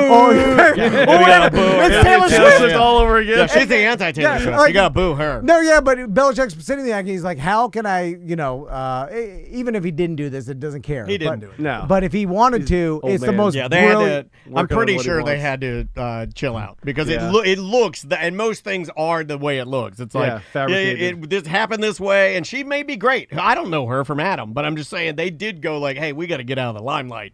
This is taking a turn. But everybody's going to be watching UNC games. It made them one of the most popular college football teams in America now. And I know this the coming Miami season, UNC game is going to be big this year. Think that's gigantic money. So if he did do it on purpose, it's brilliant. You got nerd? Yeah, I got some nerd stuff. Yeah, let's nerd. Well, I'm going to go see Jurassic World Rebirth tonight. I have heard because it's cheap. Now the thing that people are doing, and it's kind of unfair, I think, but they're saying like every sequel that we've had since Jurassic Park 1 has been worse. Like that's the headline I'm starting to see from different places where they're like, we got the one, everyone loved it. Oh, the one's fantastic. Everything since then is just notching down the decline, and they're saying that this one is the worst. Well, they're saying that this made Scarlett Johansson like the most bankable actor or actress in the world now because she just beat Samuel L. Jackson for most box office all time. Because think about it, she's in the Avengers movies. She had Black Widow, but she's been in tons of movies. I always wanted to be murdered by her in Monster.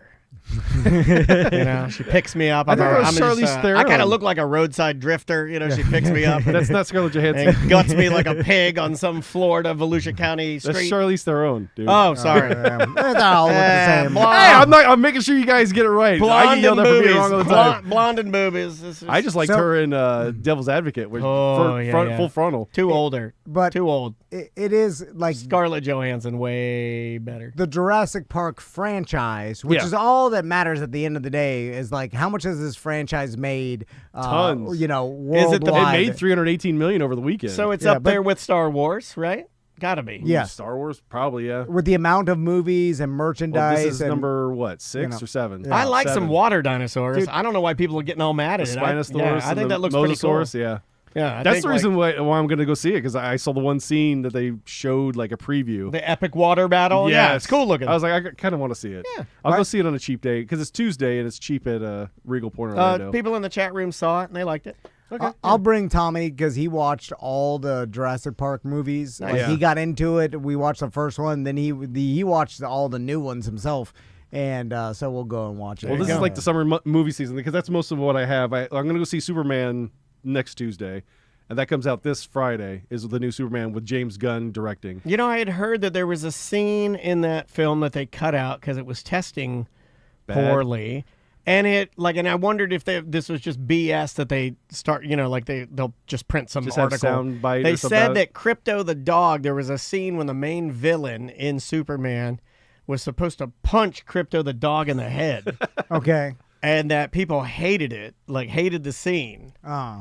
And- Because we're weak. It's a super dog. Yeah, it's a super It can dog. take a punch. Yeah, But you're hurting a also, dog I think on that there was. screen. I think it was like tongue in cheek from what I read. I was reading it fast, but it was like a tongue in cheek scene where, like, imagine like the dog does something, and then the guy punches the dog, and then the other, like the villainess, says to the villain guy, I don't know who it is. He's like, you can't punch a dog, and he's like, he asked for it or something like that. Come on, like, you can do that.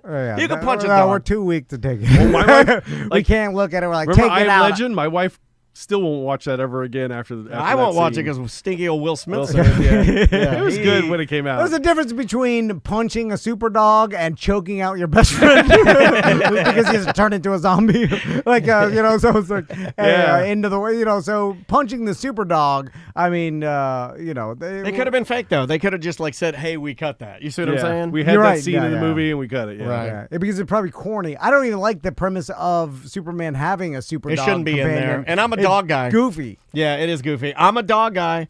I love dogs, especially little white dogs, and that dog does not need to be in that Well, movie. one of the It's stories stupid. is they shot off the super dog first because they needed to test it out before they put the baby in it. That's stupid too. That Test was with the one of the baby. stories. You got Like they- thousands of Krypton babies, and they're real tough. Test it with them. Yeah, They're fine. You they lived- were tough because they were in the red sun. You lived in the future too. you were testing things with dogs still. Yeah, come on. Stupid. I figured you guys It get a is kick out of that stupid. It's story. really, really dumb that the dog is in there. It's like it makes me not want to see the movie, and I'm a dog guy. Okay, are you going to go see the Fantastic Four movie with Pedro Pascal? And I'm done with Pedro Pascal. That's what one of the main memes is like. The Yeah. Galactus is going to eat the planet because I'm tired of seeing Pedro Yeah, and I'm everything. sick of seeing him in his dumb, stupid half beard. I'm done with it. I'm done with your stupid. What are he's you? lovable. Are And you his white? smile Are you that's Latin? in- Are you a Mandalorian? What are you? I don't know what you are. I'm done with you. I don't know who you are. You've spread yourself. Are you an ally to Mrs. Potato, who is running from all the fungus zombies? Are you her dad? Are you a horrible person in there? I don't know. They tried to paint you like you were a horrible person. I still haven't watched that second season. Are you Mandalorian? Are you Saving what's his Grogu? name? Grogu's dad? I don't know. Are you that? What are the other shows that he's been in? The thousands of other movies and He's in shows. everything? Yeah, Yeah, he was in that I- Nick Cage movie. He was good in that. I liked just him think, in that. I just think, I don't know, enough of you. I think whoever you were reading that said I'm done with Pedro Pascal, yeah, I think we can give it to somebody else. And I'm going to give It's my, kind of like Chris Pratt was a couple years ago. Remember Yeah. he was in everything? I'm giving my eyes to another actor. Okay. Sorry. I feel like there's zero chance too that if you go see Fantastic Four, you're gonna leave the theater thinking that's not what I expected. Like, oh, that's a new take on. It's like, yeah, that's about The only right. thing that changed is this female Silver Surfer, and it's Shalabal instead of Shalabala. Yeah, Shalabal. but it's like you can kind of. Instead of You Norm. know what's coming. You know what it's going to be. And it's also the same actor. That's what I'm talking about. It's like it's you're just like- getting. It's going to be a great performance because he's a good actor. He's fantastic, But yeah. it's going to be the Mandalorian as Dr. Stretch-a-Lot or whatever his name is. It's Mr. just stupid. Fantastic. The whole thing is just stupid. Yeah. It's all stupid, and all you dumb nerds, you try to defend it because you have to. It's all you got. You know the world is dying, and you're clinging to it, and you're defending it, and you're failing. You're failing miserable. The best thing about Fantastic Four is the Norm Macdonald joke about Fantastic Four. And you go back and listen to it. Hear Norm great tell joke. it. Yeah, it's a good joke. But I totally agree. It's a funny joke. That and you know what sucks the about Mallrats one. it sucks that Norm Macdonald died, and then the world's like, this guy's funny. That's what happened. Like the whole world. Everybody artist knew. gets Everybody knew. It just became appreciated cool till to they're say dead. it. Yeah, wide open. It's Did like you he- watch the documentary? Huh? The last one, the special he did when he was sick? Yes, yeah. It was No, hard to watch, but he's really good. Yeah, good, yeah, but yeah. it was just like they started just releasing all old David Letterman interviews with Norm Macdonald, and like I just feel like they just they gave him all the credit after he died, Yeah. and it's like, yeah, what They happened? didn't appreciate when we had him. Yeah, I don't know. I think he's okay with that for some reason. I think it's Yeah. it's a fine, got a good joke. Yeah, I wouldn't be okay. Well, you always want credit. You always want Yeah. credit. If I'm dying on my deathbed, I'm gonna be searching the internet, and then I'm gonna be on fake accounts releasing like, hey, I was cutting out things like this. Tom said it's funny. There's like 2 likes. God. That's worse than you do before you die. You confirm you're not that funny. Go on there, people are like, I'm glad he died. You're like, oh no, I'm glad he's dying. If somebody said, I'm Yeah. glad he's dying, and you're like, oh, didn't need That's to see okay, that. yeah. Did not need to see that. I missed when he was drugging the bear. It's like Well, when, people say that all the time. and when Hulk Hogan thought Bam Margera died. Did you remember? Oh, Did you see yeah. that? And then Bam's like, I have I'm a so T-shirt of like- that. That's Ryan Dunn. He's like, oh, That was funny. Bam was a good friend, brother. It's like, and then he He commented, mixed them up. I'm still alive. He said, brother. Bam. Bam said, brother. Still alive, brother. All right. Plug MyCon. Is it coming back? We're not totally sure yet. Okay, that So, helps. yeah. That helps me. I know that helps a lot. I know. I don't have anything to plug. Because, What's in limbo? You want to ask for some money from Tom? No. Yeah, give me some money. How many kayaks do you have? just one one or just one? one? It's a double. I hate a double kayak. I like a single. I need two. I don't want anybody Need in two there. doubles. What are you doing? He I wants to wanna do the see bioluminescence. The glowing. Yeah. You Can you say bioluminescence? Can you, Tom? The amount of Please try to mediocrity say that that. these people see on their weekends is I know. it's endless. You want to go out to the middle of nowhere and see something that's not cool? I'm Yeah. like, no, I do not. The Browns are coming up. I gotta show there. Like, you want to see that glowing So you gotta impress ocean. the Browns, really? Yeah. Like, I'm starting my second half of life is gonna be some sort of tour guide. I just Slap figured it out- with your paddle. It'll really glow now. All right, everybody eat your Don't put your lukewarm hand in the sandwich. water. All I like right. bringing people on tours. I don't know. I like it. It's my passion. Sounds like every one of those is miserable, though, according to all your stories. Yeah. It's miserable for me, but I just want to. Even for them? Here's what I know. Here's what I know is like, when does the bioluminescence happen? We don't know. When are we going out there? Now. Is it going to show up? Nope. No, It's not going to not happen sure. then because it all floated away because Or the it was currents, raining we and he didn't missed it. investigate anything. We didn't It's check all a anything gamble. out. It's all sporadic. Like We should gamble on that if he's going to have a good time. He never has. He's been to more places than it's anyone. I insider said this to him trading. yesterday. We already know this. I said this to him yesterday. I go, you've been to more places than anyone I know. You've never come back and said like that was the one. Yeah, but eventually, the one will be the one. And I hope it's something like Pontoon Marina. Best Buy.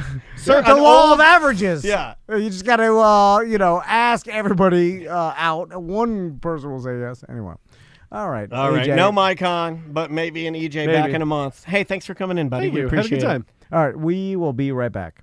Welcome back to A Corporate Time. We've got social media influencer and entrepreneur Jesse Wolf on the couch with us. Hello. How you doing, Jesse? What's up, guys? Gave you a short. That was like a business Is that class. a good, Business I guess, class. title, Jesse? I'll take it. I'll take it Okay, for sure. all right, Yeah. Titles are weird. I feel like title used to be a thing that I'll go with dads because we're all male. Yeah.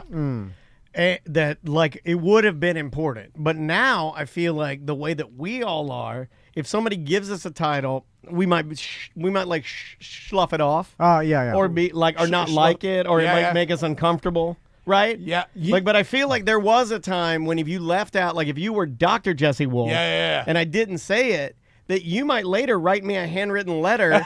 I'm Yes. serious. Where Yeah, that I got in yeah. the mail and you're so like, dearest Daniel, I know we are acquaintances and occasionally I go on your show, but I'd be remiss if I did not mention that last time I was in there, you did not mention that I have my doctoral degree from the University of Central Florida. I got That's pretty good. I got a theory about this. Yeah. So when did it change, T? Okay, we used to be given titles, right? Okay. And like even when the queen would put the sword on your shoulders, That was you a were bucket list item, by the way. I missed that. A bucket list item. you were You're knighted. never gonna get that either. Never gonna get I that know, now. but put You're- it on Damn there. it, man. or you're sir, or you were given the title, Yeah. so it's huge, right? And it's been degraded all the way down to when we started social media. And everybody was giving themselves their own title under their social media, and that's when we killed it because now everybody can. Touche. Underneath Yeah. your own name, you could say whatever Whatever you you wanna want. be. Yeah. And then so now titles are devalued Yeah. because now you're giving it to yourself.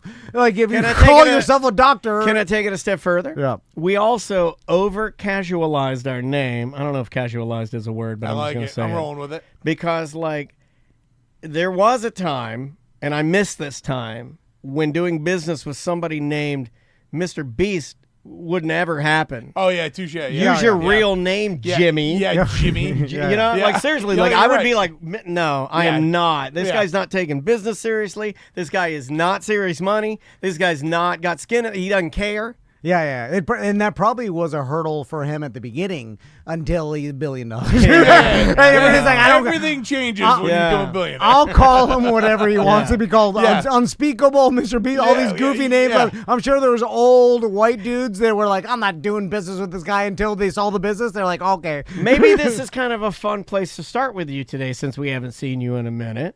you've done both. You've done conventional old school business, and you've also done the influencer casual Mr. Beastie, unspeakable, Party Boy 69 is my name, and you're Jake Paul, social media. Do both still exist? So, you know what's funny? Here's a crazy story from the weekend, right? I'm up in the 30A Destin area, if you will, for the 4th. By the way, you mentioned that, and then the chat room just exploded with people saying, I need to go there. Oh, again. Sounds great. Dude, if you have not been up to 30A, it's like Rosemary Beach, seaside, it's water sound. The ocean up there, it's up in the Panhandle. The water is like pool water. It's unbelievably beautiful, like white sugar sand beaches. Wow. Unreal. I like when you get in, you're like, it shouldn't be this hot. Something's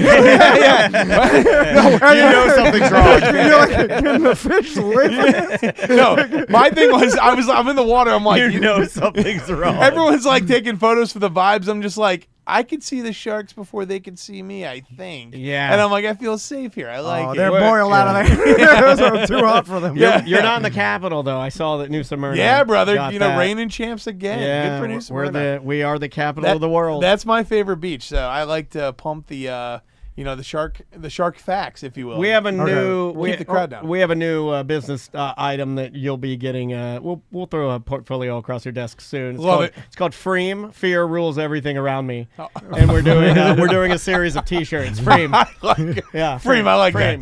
So what were you going to say? Oh, okay, yeah. So I'm up there, right? And it was so funny. I'm in the bike shop, right? Big bike community. You can bike for literally 20 miles each way. Cool. So there's cool bike shops you hop in out of. There's like bars and breweries and stuff you can bike to, whatever.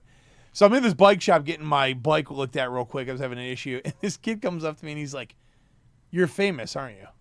And of course, everybody in the bike shop just stops and goes, "Well, who is this person?" And I was kind of laughing. I'm like, don't think so. He's like, "Nope, you're famous." And immediately I went to Shark Tank, right? I'm like, that's big TV, whatever. Yeah. Kid's like, "You're that Costco guy." And I'm like, okay. I do Costco content on Instagram. Meanwhile, I'm like, Jesse, you went to Shark Tank. This kid was 3 years old. He's probably 3 years old. My other thought was like, why is he watching Costco content? You know what I mean? It was so funny. Kids are weird these days. Dude, brother, it was so They're funny. He's in her TikTok videos and social media. And that's it, right? So I ended up running into 3 sets of people throughout that weekend. They were like, "I know you. You're famous." And I'm like, fame is really shifted, I guess. Right. I think Ben Stiller, you know what I mean?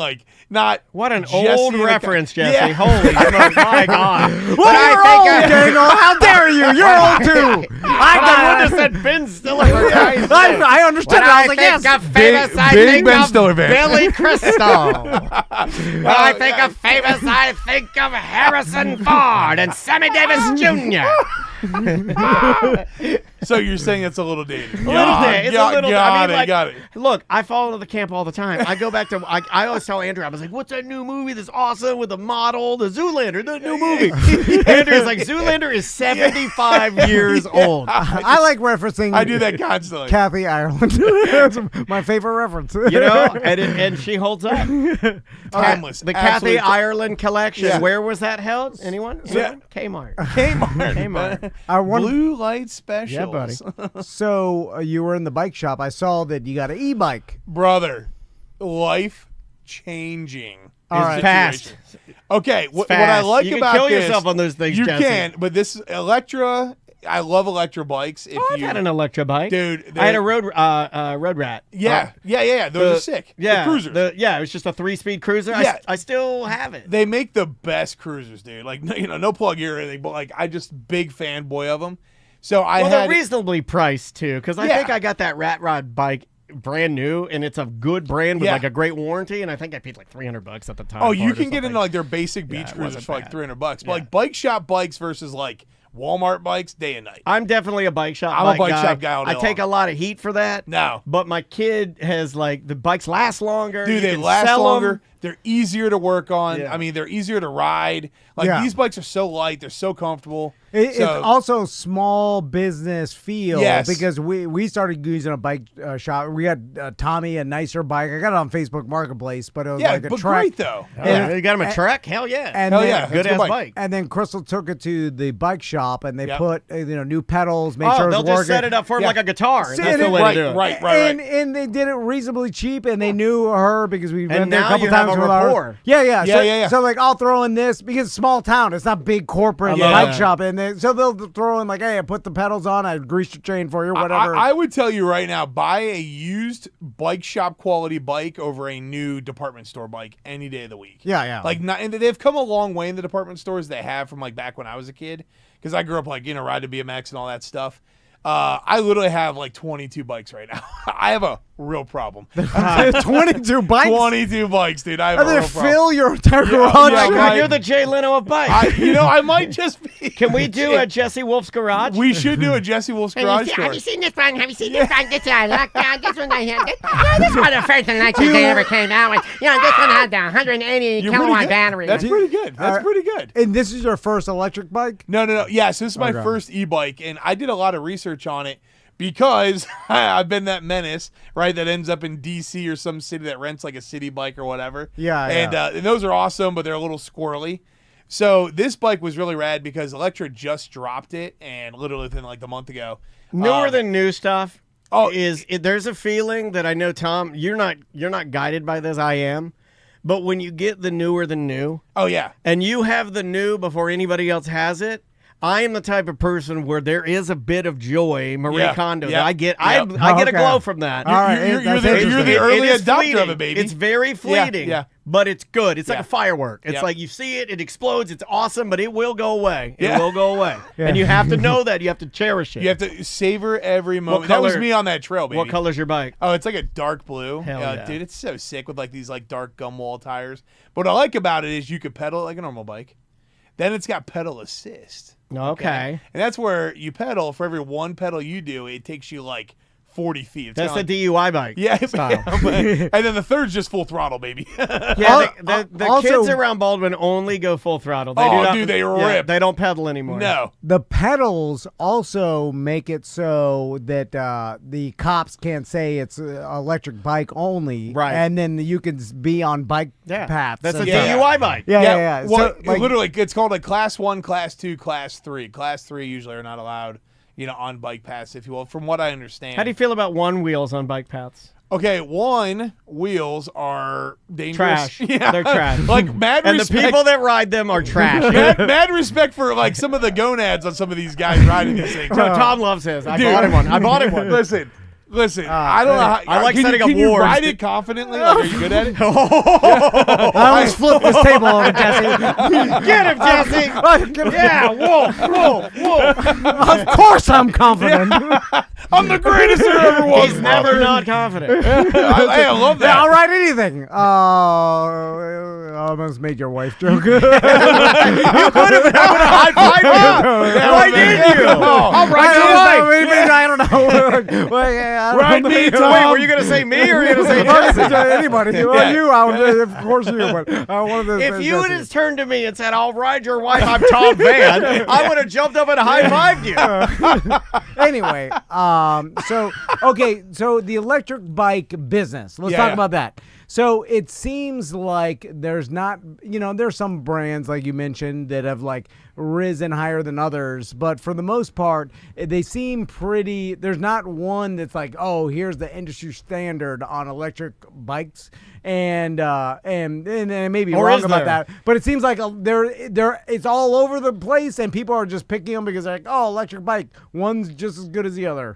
And like, that was my biggest dilemma because it's weird. Again, big bike guy. My dream one day is like retire, open a cool little bike shop. That's like goals. That's so nice. Yeah, dude. That It's just is- so like in a yeah. cool town, like maybe up in New Smyrna or something. You know what I mean? That's got like a what's that? Gilmore's Girl. yeah, it does. You're Yeah. right. Remember the guy? Remember the guy with the backwards hat? Yeah, yeah, And what he was- owned the cafe. Yeah, But he that's was me. He was a cool dude. He was attractive. That's you. Attractive. And you're attractive, cool dude, and you own a bike shop in a town where all the the young Southern belles lust after you. Yes, I like this. It's also weird for a That's businessman. a movie by itself. A businessman's dream to be a business that makes no money. More or less. Small time, right? It's like It's weird. Well, it's kind of those things where it's like almost like a hobby business. You know what I mean? No, To I some know. degree. Yeah. But, But, I wonder if the local bike shops do make any sort of good revenue. Listen, I know Kyle's down the road here.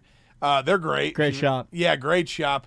They murdered it during COVID. So like, yeah. Whoa. bikes kind of had a resurgence post COVID. Yeah, I got just because of pure volume. We got most Amaze bikes from Orange Cycle. Oh yeah, Orange Cycle's another great And shop. they expanded to the point where now they have a back area where it's just like cardboard boxes of unassembled bikes. Yeah. Because they're just pumping bikes out. Pumping bikes. And if you need a bike, they'll we'll have it assembled in an hour over on our assembly. I'm like, what? Yeah, like, Dude, College Park bikes over there, the truck dealer over there, they're amazing dudes. I try to hit them all because they all offer a little bit something different, a little bit different vibe. Some of them are like, we're the fixed gear guys, and we're more the independent guys, and we're more like this, and we're more like the family guys, and we're more like road bikes. Yeah. And I mean, just riding is just awesome. I mean, it's. I didn't know you liked so much. We should ride, man. We should. Should we Yeah. start a biker gang? We should start a biker feel gang. like we should. Tom takes it too serious. He's all about speed. He doesn't like to cruise. You're a road bike Yeah, this guy right? likes to train.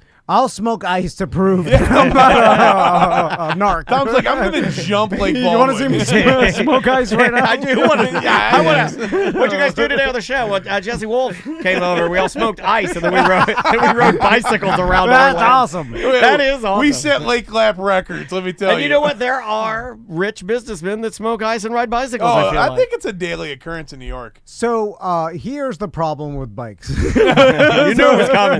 Not the ice, Yeah. but the bikes. You knew it was coming. I never rode bikes up until this damn triathlon. Then I started having to ride bikes to Yeah. train, right? So my standard route was out the back of the studio, out on Katy Way Trail. Yep. I'd ride to the bums, what I call it. Grab the ice, turn around. As soon as I start hitting bumland, that's what tells me, all right, make the turn. don't and, laugh. When and people that'll be start good. talking to you through your earbuds, hey, you got to turn When I have around. the bunny hop bums. Yeah, I saw one guy just face down. Yeah. Like I rode by him. I was like, did I just run by a dead bunny? Dead wildling. Dead wildling. Apopka's got gators. East Orlando, a little different vibes. And then I'd ride back, and then I did that. Dozens and dozens of time until the point where I got bored with it because it was the same old Same thing. route every day. So then I was like, well, maybe I'll try some different, go to some different bike paths. But then I was too lazy You got to confused. drive. You got lost. No, just to drive to the bike path, And then I was like, well, I could ride my bike to it. But then I'm like riding in the street, and I'm like, man, this is Too sketchy. dangerous. Yeah. Like, yeah. I don't like riding in the street. And so our Not around here. our infrastructure is not set up coming from Stockholm, Sweden, right? Oh, yeah, talk about And that. Bike, the bike roads are built first. Cars are secondary. It was built before cars, so Yeah. it's like their whole infrastructure is built It's for built bikes. into their culture, biking in Europe. It really is. Yeah. There's so many cars are a nuisance. You're like, get out of here, car! It's a bike We're land biking here. over here. we're biking over I'm biking. And then so you're like, man, if we had better infrastructure, biking would be way more pleasurable. So I just got to vent for a second because Orlando, dude. I'm so perturbed with the way Orlando's being run right now. The last 7-8 years, if you will. I keep joking. I'm like, I'm gonna run for mayor. You should do it. I'm like, I'm gonna run for mayor. I'm gonna get up. We have a cool city. It's just not getting the attention it needs. You need a mayor who's a wolf. Use a wolf. I like that. Yeah. Whoa, Let's go. Yeah. Are we announcing the campaign right here? You need a mayor who's a wolf on crime. You need a mayor who's a wolf on taking back our bike lanes. Vote wolf. And then next thing you know, T&D Construction gets the gets a bite if it Hey, I'm biking over here. Hey, we got the bait, we got the bid. Hey, Stuga. me and Concrete Mike, we get a $10 million contract to We have no build. idea what we're doing. But Yeah, we'll do we'll it. Can I just drive you around? Sure, yeah. I just want to drive your I truck think that's around. part of the contract as mayor. Yeah, right? I just want to wear like a suit. I would be like your It's chauffeur. gotta have short pants though, like shorts. Okay, like shorts, you know, like and what Jermaine Dupri wore. Yeah, Like, exactly. wore like the little Lord Yeah. Fauntleroy outfit. Yeah. Then the news is knocking on my door. They're like, "Where's the bike lanes, Mr. Van?" I'm like, "God damn." Have you seen the new bike lanes we We're have? complaining. Well, I was gonna say that. Is that the ones you're gonna They're complain about? Garbage, brother. Are you talking about the ones at Corinne? Or are you talking about the ones that are big? Concrete, they're Nilla wafers, big concrete cookies. Good. So let's start with Corinne. Okay. Here is the concept. Oh, well, let's not redo the sidewalks. Let's take the spillover curb from the road. Yeah, where people park at Canine Glamour Club, Yeah, where we're- I take my dog to get him groomed. Yeah, let's take the 7 parking spots as well and just convert that to a bike lane. But we're not going to put actual guardrails up. We're going to put little metal, like I don't know what they were. With the reflectors and green spray paint. Dude, they got They're not even metal. I've run into one. I was scrolling on I mean, they're real easy to hit drunk. I'll tell you that. I was scrolling on TikTok. I'm like, Oh, there goes the bike lane. God, no one was there. I will say, full self-driving does not know they're there. Yeah, it does not Damn you, Elon. Yeah, they No. do not know. I'll tell you, they were gone. I mean, they were mowed down within a week. They put them back up. They were mowed down again. Yeah. Tom murdered the first set. Well, they did green spray paint on their road too. Yeah, to try to tell They you. did the green nothing. paint to kind of like actively let you know that. And then the other ones we have are the exact opposite of the no protection. These are what appear to be like bullards, 2.5 feet by 1.5 feet, rounded like this. Rounded, big, thick boy concrete. Yeah. Like, I don't even know what you would call that. Islands like little islands that are about 2.5 feet by 1.5 feet wide. Yep. And they're all stacked together like in a line. And like if a car hit them, it's just going to shred your car. Are you talking about the ones on Cimarron too, right? They're nuts. Yeah. So my favorite thing, I kind of like them, but at the same time, I'm like, well, how did you come to that design? Well, so my favorite thing about the Cimarron project that makes zero sense, you had a massive sidewalk on both sides. You could have just actually widened that by another foot or so. You had plenty of room to do it. Yeah. Turned it into a real bike path. But instead, they took the turn lane Yes. off Cimarron. So now there's no more turn lanes. I've seen more accidents, believe it or not, on Cimarron in the last 6 months. And then it's like, yeah, you're either going to eat that curb and your wheels are exploding, and then you're going to mow down the bicyclist, or you play ping pong between them. You know what I mean? Like, whoever just signed off on that, I mean, I was blown. It's a weird design. Well, T&D Construction signed off because it was the cheapest thing to do, and I smoked the rest of the money. Yeah, it bought a lot of ice. I had to buy my boat and some other things. It's really hard to design a better barrier while I'm smoking this ice. This ice is good. It's a real conundrum in the construction industry. So what else has been going on, Jesse, Oh. business-wise? Because I know you consult for different companies. Yeah. What's the new hot business nowadays? Oh, that's a great question. Dude, I mean, we're kind of all over the place right now. You know, business is, it's in a strange place right now, right? The economy kind of struggle busting. Today is Prime Day.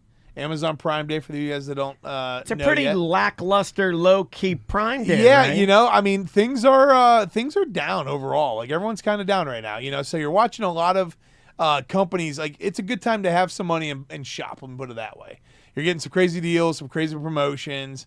You know, and I think that's going to really roll into today, into the end of the year. And you know, businesses are really fighting to stay alive. So what's really interesting about this is it reminds me of like 2008 all over again to some degree, right? Where, you know, the entrepreneurs make it and the wantrepreneurs don't make it, right? And I've seen, you know, with all the tariff stuff that happened, whatever it was, you know, 6-8 months ago, you're going to go through trial and tribulation, and you're watching brands of old and new go through this stuff, and you're really seeing good entrepreneurs and how they're circumventing these issues, and then you're watching big brands struggle. By the way, I love the tariffs because I use it as an excuse for everything. Yeah. Oh, yeah. Like these goddamn, you put a goddamn on it, and Yeah, you left your kid at school. Goddamn tariffs, man. You know? These goddamn tariffs. I was telling our sponsors, I'm like, well, advertising is more expensive. You know, the tariffs. Sorry. And they're The like, radio signals that come over my phone, the both are stuck in the ports. It's all tariffs. The notepads sky high. Prices are up. T-shirts, everything. Everything. We're down bad. 20%. But yeah, it's a wild time right now. Like absolutely wild time to just see what businesses are doing, how they're growing, how they're getting through this. If you're launching right now, like, you know, anyone out there thinking about starting a business, like, don't let this stop you. That's for sure. Because really the playing field is so level at the moment. Yeah. Everyone's fighting for their lives. So, like, what a time to jump in. You know what I mean? Also, I find it interesting now that there are ultra small businesses that have filled in the gap between nothing and a small business that you make your give living. me an example. So, for instance, like we used to be able to you'd open up a small business, you quit your job for a company that paid you, and then now your business pays you, and then you hopefully build it to employees. Right. Now people can like side hustles. Were essentially just small businesses, but the people have all these side hustles where they have, sometimes multiple jobs or at least one job, and their side hustle is they're selling this. They're making $10,000 a year. Yeah. You know what I'm saying? So, Right. That you couldn't have that as a small business because you couldn't support yourself Correct. before. But this is just your side hustle. So that's filled. That's a lot of side hustles. Where side hustles. now it's just the variety of it Yep. is crazy. Like it's a cool way to launch ideas and test stuff. And you know, it's funny to your point. People are looking for second jobs right now, right? Shit's expensive. You know, things are going up. The tariffs. You know, The goddamn tariffs. You know, so right now, instead of going and getting a second job, people are doing hustles. You know, which Yes. I respect the hell out of them because, like you said, it brings a lot of cool stuff to the market. Like people are normally afraid that's a dumb idea, it might not work. The riches are in niches, right? And like some of these niches people are afraid to get into. you can also test it for very cheap Because because now today it's more than ever. It's dude. the internet, but you don't have to go rent a storefront. Yeah. You know what I'm saying? Like you have 2 months rent and the insurance and all stuff. Then fill it. You're already $30,000 in before you even started your business. Yeah. Now you're just like, I'll just sell this like products in my garage. Yeah. I'll just it's free. You know, it's like the only money I'll be out is the website and the packing materials or whatever Dude, you bought. Like I watched this girl on TikTok probably 4 or 5 months ago. You know, like those. Stay with me here. They're called claw clips. They're like these big hair clips for like ponytails. Yeah. So they've always, I guess, been an issue in car accidents. So like they'll like shatter and stab the girls in the back of their heads and stuff. You know, like Really? during. Oh yeah, because your head will be. You get whiplash in the back of the seat, right? What? Yeah, it's like a real thing. Never even thought of that. Yeah. I was about to call you a goddamn liar. Yeah. I was this close to kicking you out of our that studio. I was like, close. these guys, well, that doesn't happen. Yeah. Girls don't get their heads impaled by claw clips. Yeah, by those plastic claw clips. Wow, So, man, I didn't know that. yeah, this girl, again, literally, went to her like brother who had a 3D printing machine. She printed a claw clip that's like rubber, kind of foamy, if you will, on the 3D machine. She gets on Instagram, or a TikTok, she goes, hey, I was in a car accident. This thing stabbed me in my head. I was like, I love them, but they're not safe to while driving, so I made these. Who wants one? This girl is literally probably doing $20,000 a month in these clips now. Wow. Within 6 months. And she's just like, that's an idea I had. She tells the story on social media, which is cool. And like my biggest thing is like, Ooh, I'm going to make clips out of metal. yeah. I'm gonna make mine out of knives. Yeah, mine are knives. Try dangerously. Exactly. This exactly, one's called exact the opposite. end game. Yeah. No fear. Yeah, exactly. No fear. I ain't a pussy clip. So, Jesse, here's another problem I just realized. Now, the internet and the way things are now, it gives you the opportunity to do this. Yeah. But it also takes it away faster because there's going to be a ton of people that just steal this idea. Patents don't mean anything anymore. And there's I going to know be what you mean. There's a ton of people in China. Yeah. Well, the factories in China will just be producing these But rubber ones you'll be able to find on What's Temu. funny about China, okay, and this is why it's a very interesting time, political opinions aside, tariffs aside, or whatever, because the tariffs caused such a ripple, it actually whacked some of the Chinese companies that sell on Amazon and Temu and etc. So again, that cheap overnight fast, product, if you will, it's kind of stumbled. So now it's a good time to get back out there, launch your own products, try things. That's interesting. Yeah, so like there is actually an upside because I personally hate Temu. Did that tighten up some of the copyright infringement that we had in China? Like, I know there's still no there's laws a there. ton of it, dude. Yeah, But did the tariff kind of shake out some of the worst offenders? Yeah, it shook it up for sure.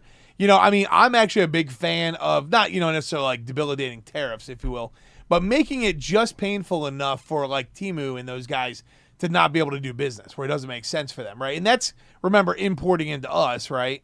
Because there's a lot of great companies out there, and I can give you a list right off the top of my head, that have had their products stolen by their own manufacturers over there and sold back, backdoor, if you will, or black market through Amazon and things like that. That's what the one rim company was doing, and I think we may have talked about this with somebody else in here, but there was a Tesla-specific alloy rim company that made these really nice alloy rims aftermarket. And they went to the trouble of doing the R&D, and they got everything great. Yep. And then they found their manufacturer in China, and then they started making them, and then sales were great for a while, and then lo and behold, it popped up the exact same wheels for like literally a third. Yeah, I was saying of probably the cost. half Like or less. these are $1,400 set of 4 rims that Yeah. you could get on this website for like $380. Something Yeah. disgusting. Yeah, yeah, Like yeah. you had no business buying it, and it's the same design. And then they searched it, and just like Jesse's saying, it was their manufacturer that gave, like their manufacturer was making them out of the same factory Yeah. that they were shipping them to them that Yeah. they were stealing Yep. and putting them out on the internet. It happens often. We were selling Tom and Dan pop sockets, That's and it was a third of the cost That's true. from some From Chinese Pops. factory. Oh, yeah. And I got the It package. was a pop socket. It said it had. Pop socket. It It literally Yeah, said, yeah, I it don't said- even like saying the story yeah, because yeah, like, no, yeah. this is true. It said pop socket did. on it with their branding. It Like had it the used, bubble. The it old, was not them. The old pop socket used to come with a bubble, like a plastic bubble over the pop. Yep. And it was like a very nice pack. We had it. And And it was it was pop We socket. were a pop socket. We were pop socket. It was a third of the cost. Yeah. I pulled them out. I looked at them, and then I was like, America. It lasted forever. They were is so weird. good. They Yeah. were so great. And then, Yeah. and then that Nothing to factory, do with that America. factory disappeared. I'll tell you what. The one thing I will say I is forgot about that. there are some damn good manufacturers overseas. So, like for one of the brands I'm on, we do a lot of our packaging over there. And the packaging we do, it's very high end, like Tiffany Co. Oh, wow. Style boxes. Sure. We have searched the entire United States for over a year. Nobody can touch our box. Even that's what she said. Even Like, if that's how you did that. You know what? You're welcome to our studio anytime. I take back everything I said. You've earned my love and trust. thank you. So nobody can touch it. Nobody can make it as quality as they could overseas. And we've even gone, we'll pay double the price, right? And for us, That's it the was- American way. Well, yeah, literally, right? And they just like, we cannot match this quality. So like, there are some things you can get It's overseas. their small, childlike fingers. Yeah, I love that too. That'll yeah. make, But because they're child. Chat room said that Smarter Everyday YouTube channel just did a video about the exact topic we're talking Yeah. about how there is a U.S. manufacturing void Yeah. Oh, that big time. that could be filled and Big probably time. will be. Yeah. I mean, isn't that kind of Trump's what he wants to do? It needs a good execution plan for sure. Yeah. And I think the biggest, let's just be honest. We have a manufacturing facility where we make a lot of our food products for one of my companies. Amazing team, right? Awesome team. We do it. Thank God it's not a super labor intensive business. Because we're able to keep it very craft, if you will, in hand, kind of crafted easily. Some things are just very time consuming to make, right? By hand, if you will. So you got to bring in machines and stuff like that. But, as you look at other products, like think of electronics and things like that, you need, either computers or robotic arms and stuff like that. Yeah. Or you actually need personnel. And Or space. Just room. Just space and room, yeah. Manufacturing could come back here, and I think my opinion is part of the immigration visa issue we're having right now. We should help direct towards that, right? So, like, Come this way in the factory. Right this we, way. We pay better. Yeah, we pay better. We treat you Follow better. them yeah. into the factory. Yeah. Wolf wants to put him in the factory. I'd be honored to. I like put away the whips. The media's coming. Making a joke. Wolves don't need the whip. 30-minute break still apply. There, remember? Get your pee bottle out. It's not that bad to pee in a bottle. I do it all the time. I do it on road trip. That's a good time. Sometimes it can be fun. Yeah, I think it's an adventure. No. It's an adventure in a bottle. It's like that game at the fair, where you take the little gun and you squirt the balloon until it explodes. Yeah, right into the clown's mouth. Yeah. What are there any other like opportunities that you see that people maybe that you were surprised that they jumped on? that you would have liked to have gotten on like early? So let's just talk about the food business. You're a foodman, and because you know the food business. And what have you seen any trends that are happening or anything that you've recognized? Any business you're like, oh, that's a. Because we talked about like the sunflower seeds, and that was a business that is something that can't be stolen by a factory in China that can make. That's why I love food. You know what's crazy? Here's a fun fact about food. Most of your gum, Tic Tacs, gummy bears, things like that, all made overseas. Really? Yeah, Hershey's and those big guys came through years ago, and they bought up a lot of the independent factories that used to make that stuff. So, like, most of your gum comes from, like, Switzerland, Poland, kind of that area of the world, if you will. Weird. Why, though? It seems gum, like, is an easy thing to make and manufacture. It's like the only somewhat big gum manufacturer in the U.S., and I didn't realize they still owned it until recently, was Big League Chew. The shredded gum? I still buy it occasionally. Yeah. They're out, I think, Detroit, I think. So, shout out Big League for being, like, the only gum manufacturer in the U.S., it's just because it's terrible gum. Yeah, I mean, the margins are small I gotta too. say, the grape I'll buy just out of nostalgia. Dude, it's so good because it slaps for the first 3 seconds you chew it. Oh, it lasts 3 seconds. Yeah, 3 seconds you gotta spit it out. I but snagged it's good. a pouch of Blue Raz over. The Blue Raz is good. Yeah, it's good. I saw it and I haven't seen that in a minute. So God, me and Maisie love trashy candies. Oh, it's me too, bro. We love all of them. So Ring Pop. That's a trend right now. Okay, trashy candies. Trashy candy. So we went from like clean, low calorie, low sugar, this and that. We're back, baby. You know what I mean? All right. Gluttonous, good stuff. And the thing that's funny is like you hear like gluttonous. It's just like good, homemade, if you will, like quality candy. Yeah. Chocolate sweets, gummies, gum, snacks like that in general, cookies. All that stuff's revving up like crazy again. So you're seeing things just Speaking of candy, skyrocket. would you like to try a Swedish devil? Don't make it. Straight from Sweden. Have you ever had a Swedish candy before?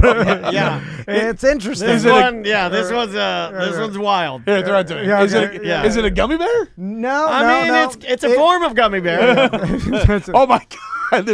What is in it? There's no English. Is there anything I should be worried about? No, I mean, no, it's like but black it's licorice. he's doing it. Oh. Now get him a water. Oh. Yeah, it's like Oh my God!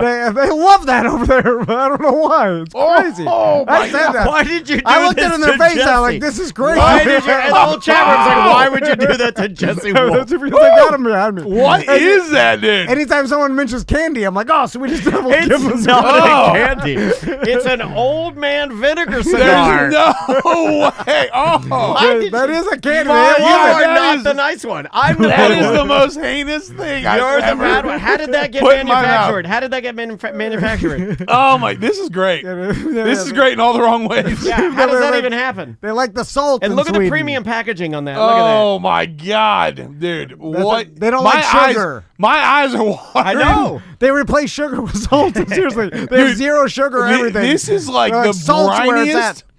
Like, I mean, that almost knocked his goddamn wind out. It's terrible, right? They like fish and Yeah, salt. throw Oh, back the top. it almost tastes like a salted fish gummy. Oh, God. Right in the chest. Dude, you should not have been allowed to bring that in the U.S. Yeah, how were you able to bring that Yeah, home? that, You bring that is- whatever. that is contraband. Dude, I was like, oh, black licorice, done. No. That shows me they don't care either because I had a bunch of this stuffed in the candies. Everywhere. Oh, shit. They're not looking at nothing. Where are we at with medical marijuana? That ship sailed, right? None of us are get involved in that anymore. That's done. Well, there's no more margins to get involved Yeah, in. Like, it's all CBD's tightened kind of out. sailed. And you know what? I will tell you that there's a big problem, and I've been trying to get a hold of. Like, Real quick sidebar. You know the Yep. sniffing salts? Like, you Yeah. take, yeah. That is the edible version of a sniffing salt. Yeah, shit give that to balls. old. You got to give that to old. it wakes you up. Yeah, dude. Yeah, See, you got to give that to old. What's his name? They should single pouch those and give them out for kids candy. Halloween.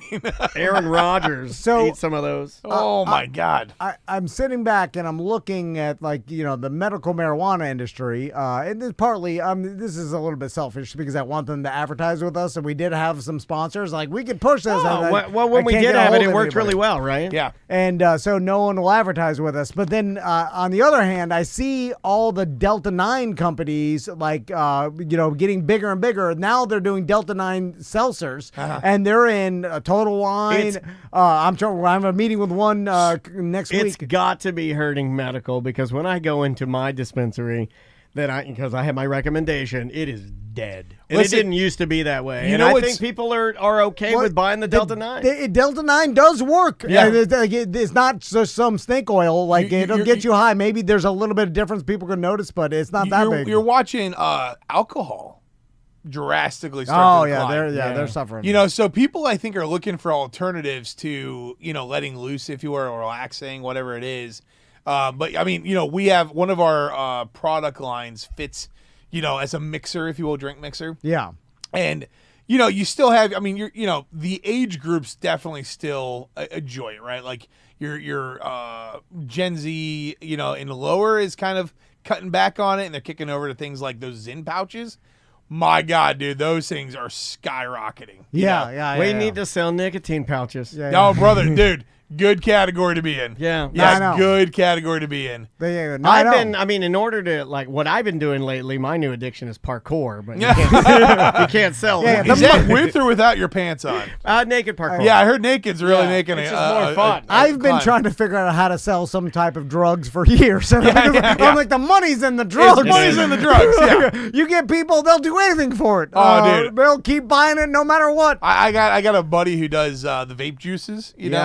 Oh, we could do that. Brother. Does he do the fruity ones? Yeah, and they are. Yeah, they're potent. Yeah, and he prints cash. Oh, yeah, people love it. You would think that people wouldn't want cotton candy nicotine juice, but they lust after it. They love it. They want it so bad. The problem is that eventually I'll have a warehouse full of this stuff, and then I'll hear DeSantis is coming down. He's got his Axeman out. He's breaking up. And, like, oh my God. And he's like, you're going to go to federal prison. I like how you're doing. You're doing what was that movie? It's like Prohibition. Yeah. He's doing a movie with Kevin Costner and Robert De Niro. Oh, the Highwayman one is but it's about Untouchables.